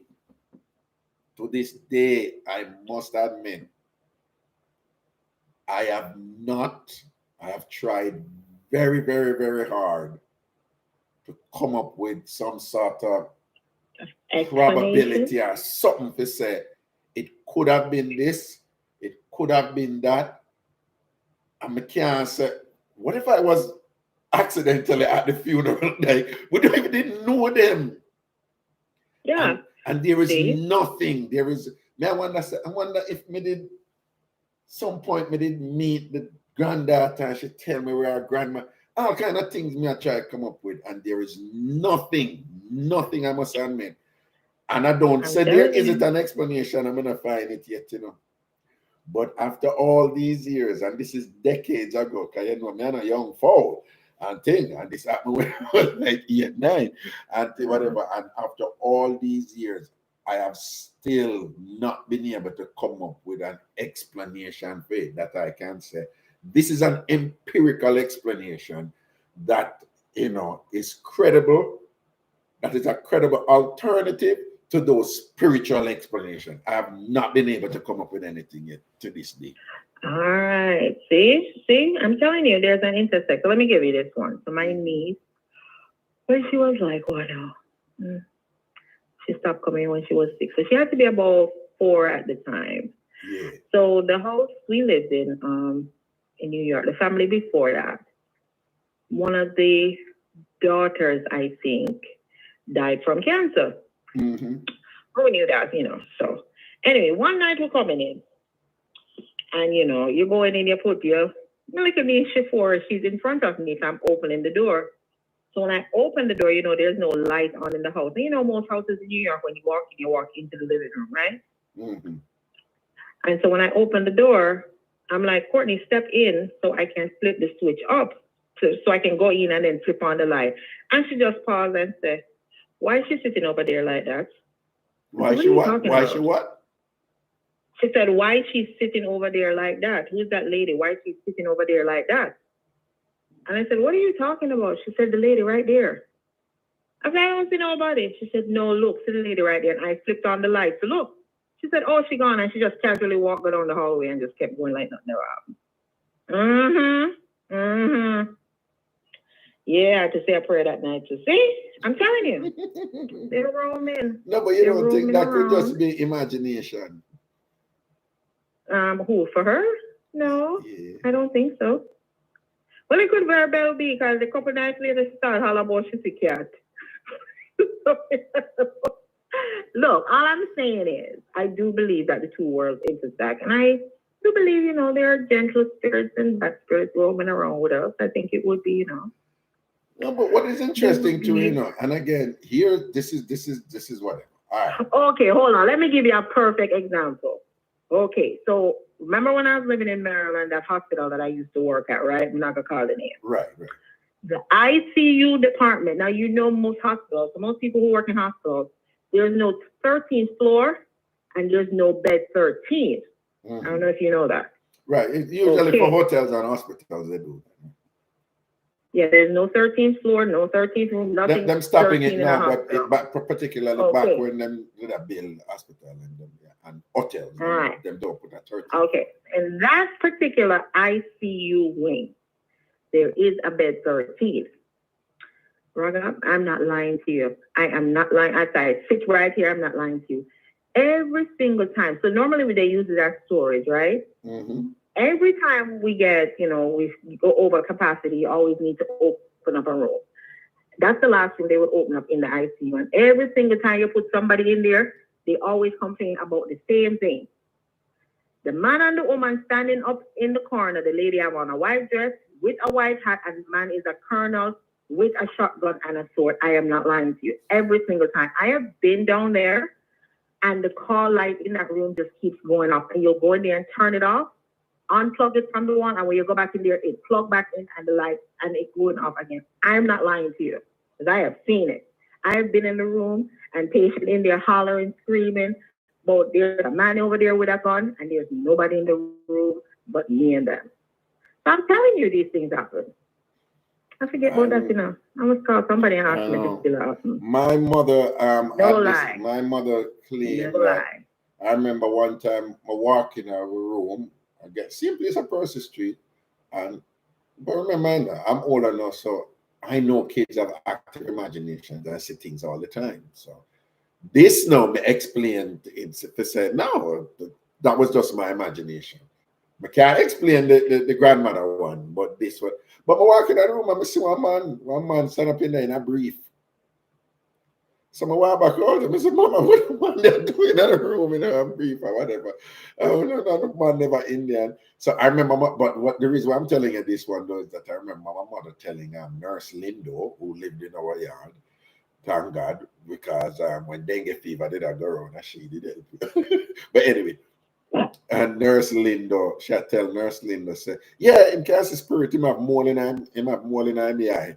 So I have a mole in my eye. So the Jamaican belief is that if you have mole on your eye, you can't see spirit. You can't tell my mother otherwise, But listen this though. This is fascinating. I was talking to a physicist when I was doing my PhD. They two were doing their PhD. Very bright. And it's always amazing that these type of natural applied science people, they think social science people are so brilliant when it comes to and then we just think that they are the biggest geniuses or whatever. So them are big way up and we are big them up even more. But we are so what am I talking about? We not bright and them bright. But anyway, what they explained to me one time that I found fascinating. All right, so life evolved on Earth, right, in a three-dimensional space, right? Right? Right? You know that we exist in a three-dimensional space, right? Karen? I'm hearing you. I said yes. You can't hear me? Oh, no, I never hear you. All right. Oh. What they were saying is that they kind of explain it in them physics thing. That it went away. But anyway, I got what they were saying. But what they were saying is that people think like three-dimensional existence is the only existence for organisms. So they're like, no, there can be two-dimensional existence. There can be four-dimensional existence, whatever that is, or five, whatever. Him said the thing is though, the way dimensional existence work, whichever one you're in, you can't see the people in the other one, the organisms in the other one. Again, them explaining that one kind of whatever way. But the gist of what they're saying is that basically we can be here as living entities functioning in our three-dimensional existence. But there can be other dimensional existing in a simultaneous time and space with us, but they can't see us and we can't see them. But to go back to what you say, where you feel that there is some sort of intersectionality between the spiritual and the literal world, what they're saying is that there are times, you ever watch The Matrix and when the black cat move and it jerk and them say, what was that? And I say, no, man, sometimes so and so.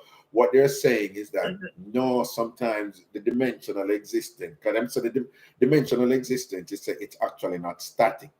I don't want to get confusing, but what they're saying is that nothing is solid really, So them say the phone, if you have a phone in a yard or any object, him say it's a bunch of microatoms really that just converge together. But they're saying nothing is really solid, Nothing is really solid. Them say everything. Him say that's why things can be made, right? And things can be broken down and whatever. Him say solid means it can't break at all. But him say you can saw through something or saw ice can melt or wood Right, can it's cut not as or the solid. phone can break. Him said that is because it's not really solid. It's just a bunch of particles that are so compact, that the human mind see it as solid. But him say really it's a whole heap of little things that move in objects and in us. So him said that is the thing with dimensional existence. Everything is always move. It's a dynamic space.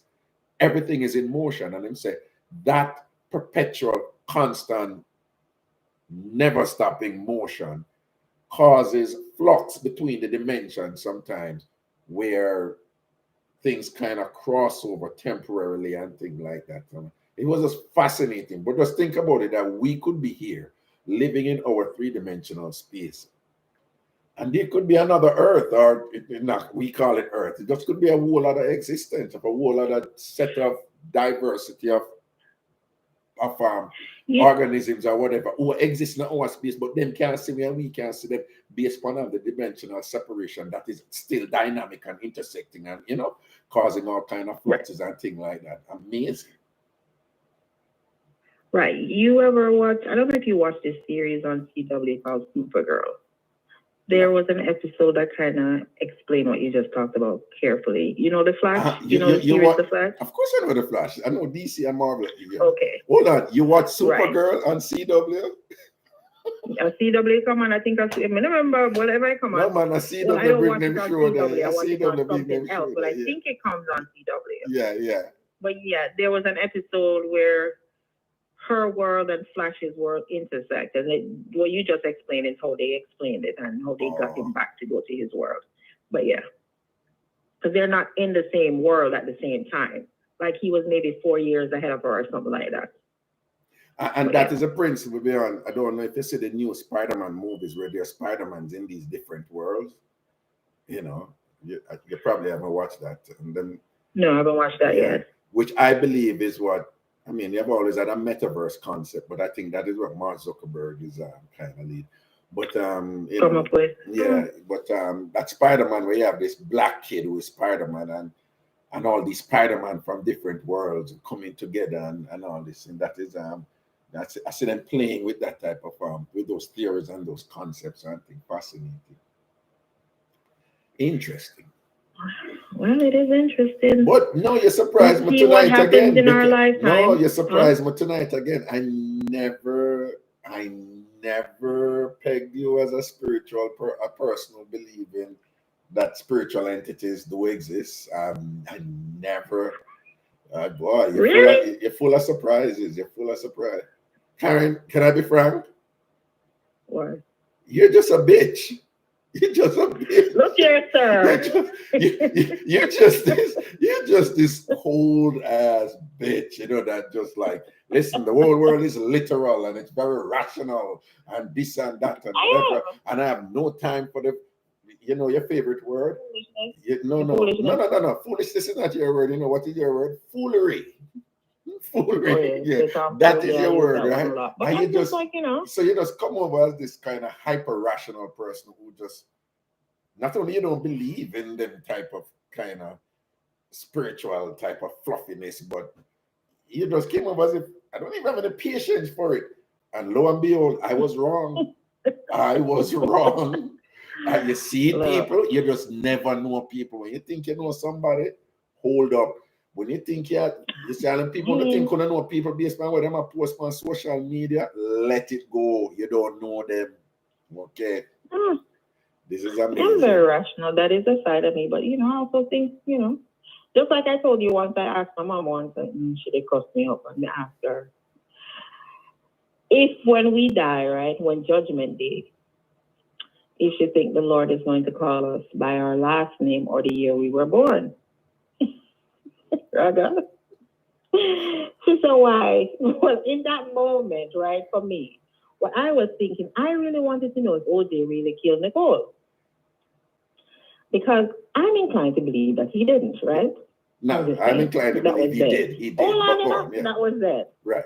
So I asked her, I'm like, we were just having a regular conversation. I just asked her, my mom came to our church and, she does her thing.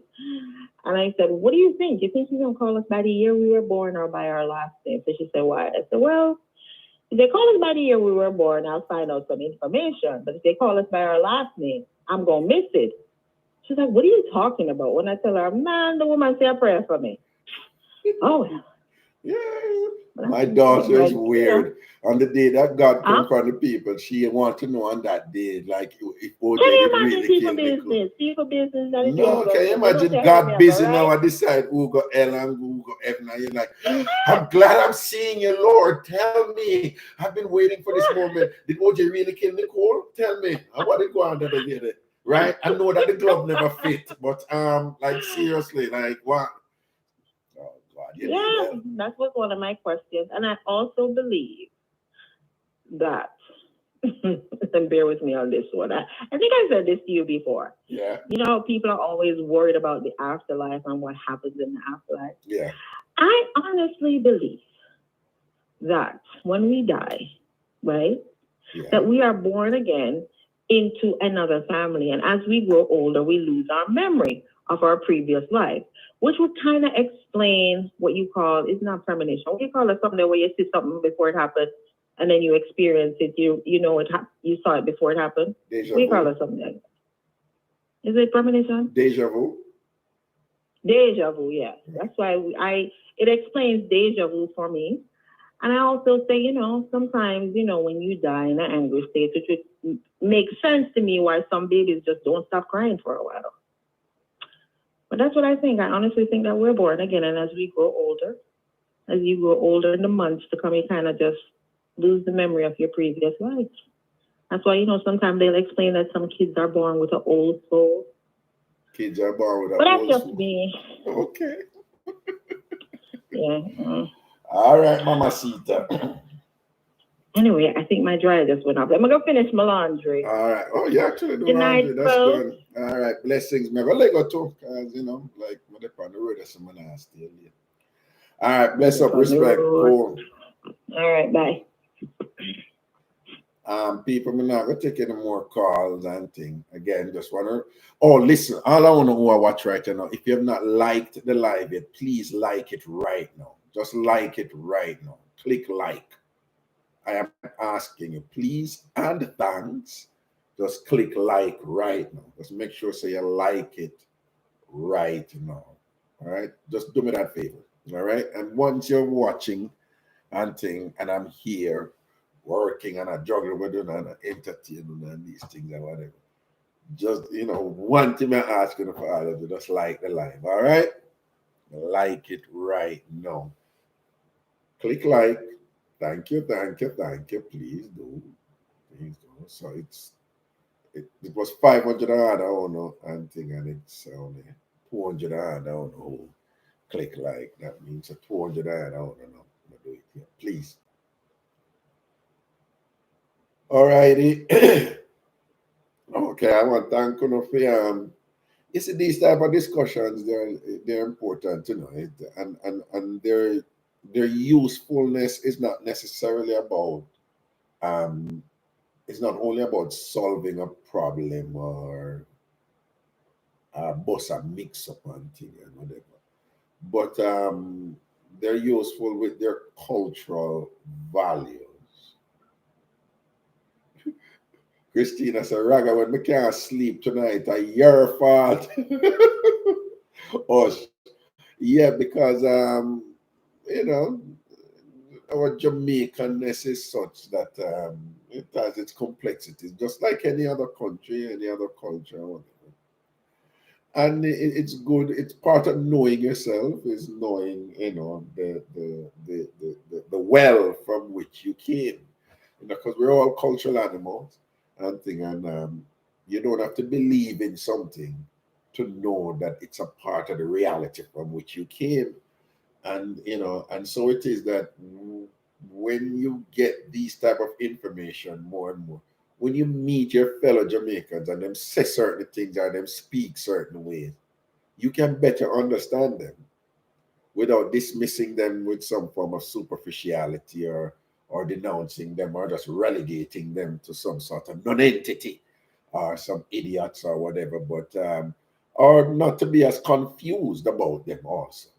So not that you're going to think anything wrong with them, but if them say something, you won't necessarily agree with it, but at least you will know where it's coming from because you understand your fellow Jamaicans in that sense, or you understand your Caribbean national in that sense, or you understand people from the African diaspora in that sense, where you can see commonalities between what somebody from Liberia or Ghana may say to you with what somebody from Trinidad or Bahamas or Jamaica may say to you, or Haiti may say to you. You can see that it's two different stories, but there are commonalities in terms of their explanations of certain phenomena that we experience in life. And that is a wonderful exercise to engage in. All right. That's a good thing. You know, you better appreciate the humanity of others. You better appreciate the complexity, the multi-layered elements of people and of your own people and of people who share your country, your region, your Caribbean, or your history or your heritage or your nationality. You know, that is where those things are quite useful. So I want to thank you all for hanging out with me tonight again. And this has been most fruitful and useful and educational and fun at the same time. But that's something that is what we do here, you know, Ragashanti style, TamFam style. That's how we juggle. You know, we have these nice little discussions and reasoning and men's and thing, and at the same time, we bust a big laugh and thing. All right, big up on yourself, people and thing. Monday I'll be back with Ragashanti live on the Bridge 99 FM, of course, and thing. And y'all be good now. Take care of yourselves. Take care of you and yours. Keep it real. And remember, like the live before you leave, please. Just click like. Please, please, please. Okay.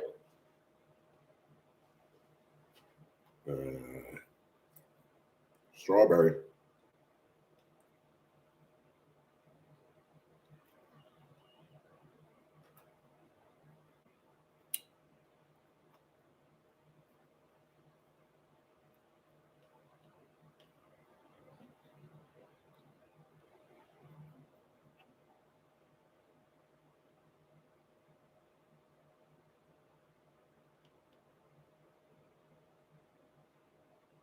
Yes, Nikki, I'm back next week.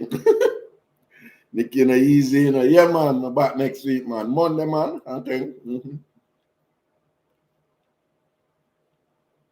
All right, Joby. Good night. Good night, Judith. Good night, Joby.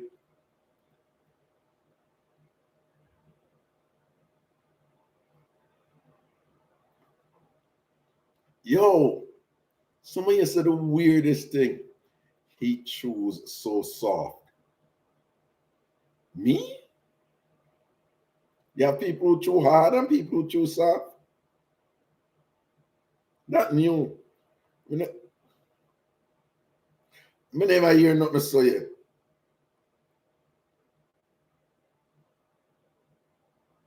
Only so soft. He chews so soft. LOL. Cookie. So why Raga end the show so early? Cookie, I'm on the road. Leave me alone. You see? We have a saying in a Jamaica, you know, don't broke them bad. Don't broke them bad. Right? This show was originally scheduled to be a 3-hour show, you know. A 3-hour show, 8 to 11. And it became 8 to 12. And then sometimes we go 8 to way past 1 hour. One time we got 2 o'clock and things. You see on the quiet?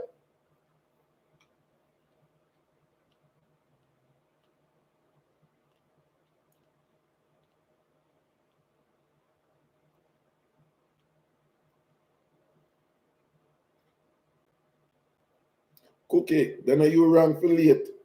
You miss a nice show, Cookie. You don't enjoy. Now you rang for late. You're dead there, do the something them with your knee. Your knees, them a touch your ears and whatever, don't?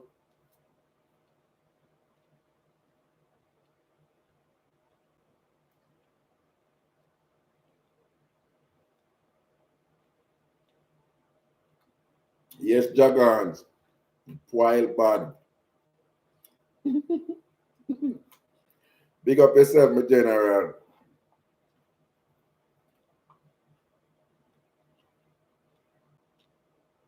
Jagans. You're one of the coolest persons I ever meet. Just humble and cool. The only fault you have is one major fault you have. One awful thing about you, though. One awful thing about you, Jagan.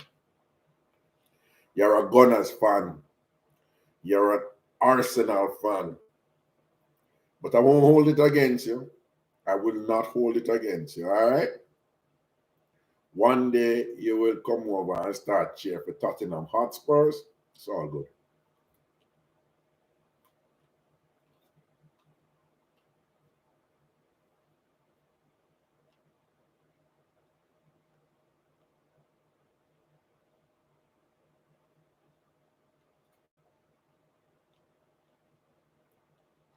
Where's the current?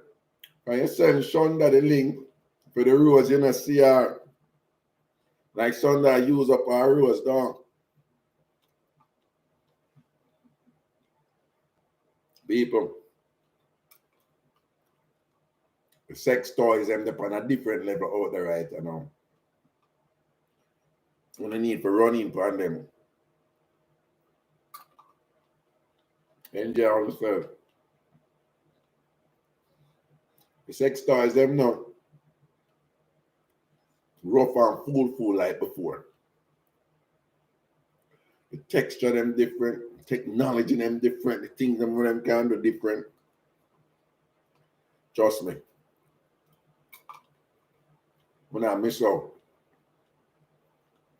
Barbie Sule, you never ever buy none. Barbie Sule, not because you're not getting any, that no means you ever go buying no toys, right?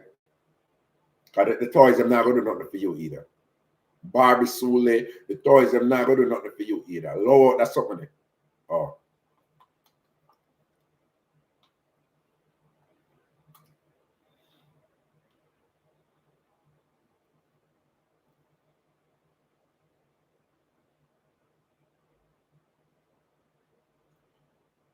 Oh, wait, Jagan, you know, so me never free in a game today. Who Tottenham play today and who them beat?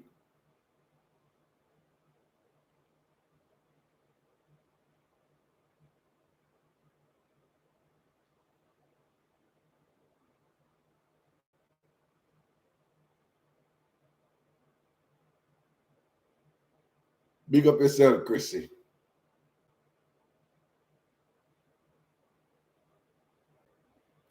Vinny, you know, see a man win, the man get on Super Bowl team, OBJ.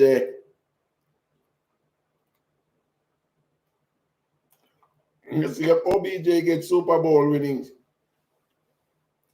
I never did really that cheer for no team, you know, but you know when me glad to the Rams win. All the celebrity them a cheer for the Rams, you know, I just never, you know, whatever.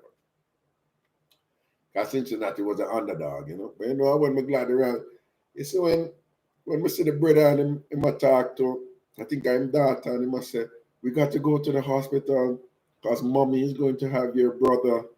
I think I tell her, come here, he's a little soft kid when it comes to certain things, particularly when it comes to kids. And he was so gentle with him daughter and patient because he might leave and rush, you know. But he might taking time with him daughter and he must say, little girl, and he might tell her, this is on the field, you know, one of the Rams players, you know. His wife take in and go to the hospital for a baby and him have to run. And him say, we have to go and thing, you know, and him just win, them about to do the ceremony, and him say, no, we have to go because she's going to have your brother and thing. So I see that, I'm glad the Rams them win. The story was just so beautiful. But glad the Rams them win just for him. And the little boy I found. And the little girl. Spurs beat Manchester City today. A lie. You see, I'm gonna keep up. What? Spurs beat City. Rap, talk up to it. Gunshot.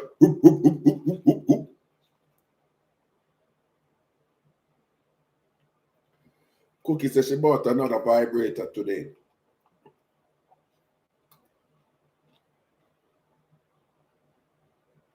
Shirley Robinson said that rose is no joke. Mirati, Christina, and Nakita that. So Nakita come out of the woodwork. Nakita, what did I ask you? You're going like, you know what, come give an update from our picnic. Think I hear a picnic alone, our picnic.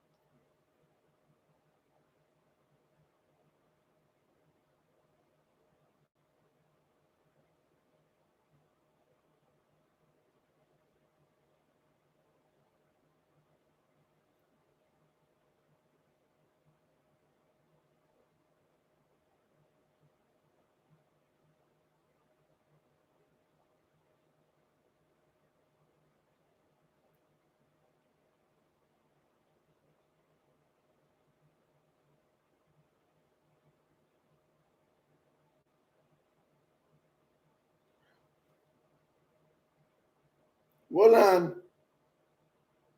So, oh, Nakita have baby, I want to tell me, so Nakita have baby. Oh, what the box at? Nakita, the baby born February 13th. Oh, congratulations, Nakita. I wonder how I want to see you, you know. Okay, TamFam, we have a... Yeah, we have a new child, okay? Nakita have our baby. Nakita have a picnic. All right? Nakita have a picnic. All right? Nakita, congratulations on your little one. February 13th, the general forward and thing. Congratulations to you and your hubby and everybody and thing and the family. Big up everybody and thing. Tell them we send enough love on behalf of TamFamers. Just want to send enough blessings and thing to the new addition to your family and the new addition to our family too. All right? And listen, I know I've been saying this and whatever, but no, Nakita, I know you don't necessarily want to show your child because mothers have a way of, them know when them have a, let us see, whatever. But next week, now miss and thing where never have like a Zoom option. I'm going to put a Zoom link in the chat, and if you want to come on the show live, you just click the Zoom link and you get on. Okay? I'm going to set it up next week, so start it. Oh, and do remember that next week, Saturday, is the last free up on a Saturday. March 3rd, free up going to be on Thursday afternoon. I had explained it to people. So for those of you who don't know, real quickly, the plan was for have free up on a Saturday night. The whole pandemic thing, and it's an alternative. Who don't want to go out and go this and that and whatever. And that I would have hoped to have been able to take care of certain things during the week. Because there's something I do during the week. But what I do during the week, it's just the schedule is just crazy. So that is not working out, nor is it working out where I thought I would be able to go and see my son. My big son lives in Florida, and that is not working out. So I have to make some changes, which means I have to go back to having my show in the afternoon. I'm going to start with one show a week. Eventually, I'm going to go to 2 shows, but I'm going to start with 1 show a week. So starting from in March, we won't have any free up on a Saturday night, but we'll have free up on a Thursday afternoon from 1 until 5. So again, starting in March, the first Thursday being Thursday, March 3rd, free up will be from 1 o'clock in the afternoon until 5 in the afternoon, and it will not be on a Saturday night. All right, and it will always be available on the YouTube channel. All right, so just keep that in mind. Remember that. All right, thanks. Thursday, March 3rd, that's when we start.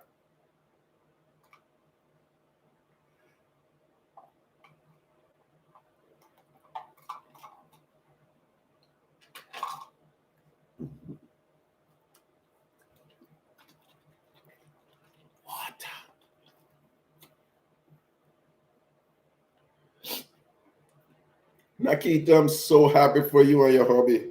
All right. And I'm so happy for our son. All right.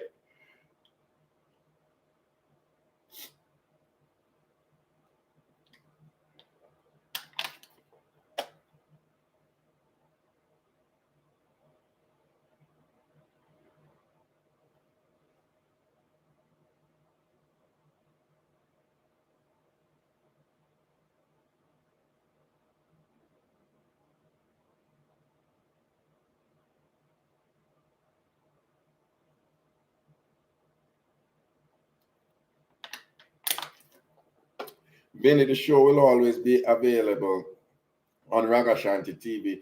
And you know, originally my time was always in the afternoon anyway, so it's nothing new really. We just bounce it that way there, you know.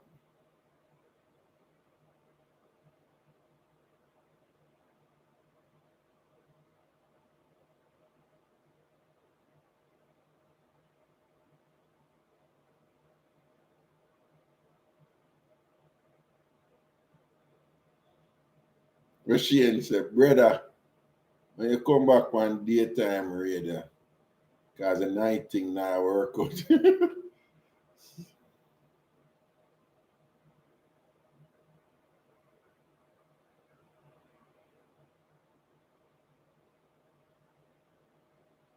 Big up yourself only, Sosa.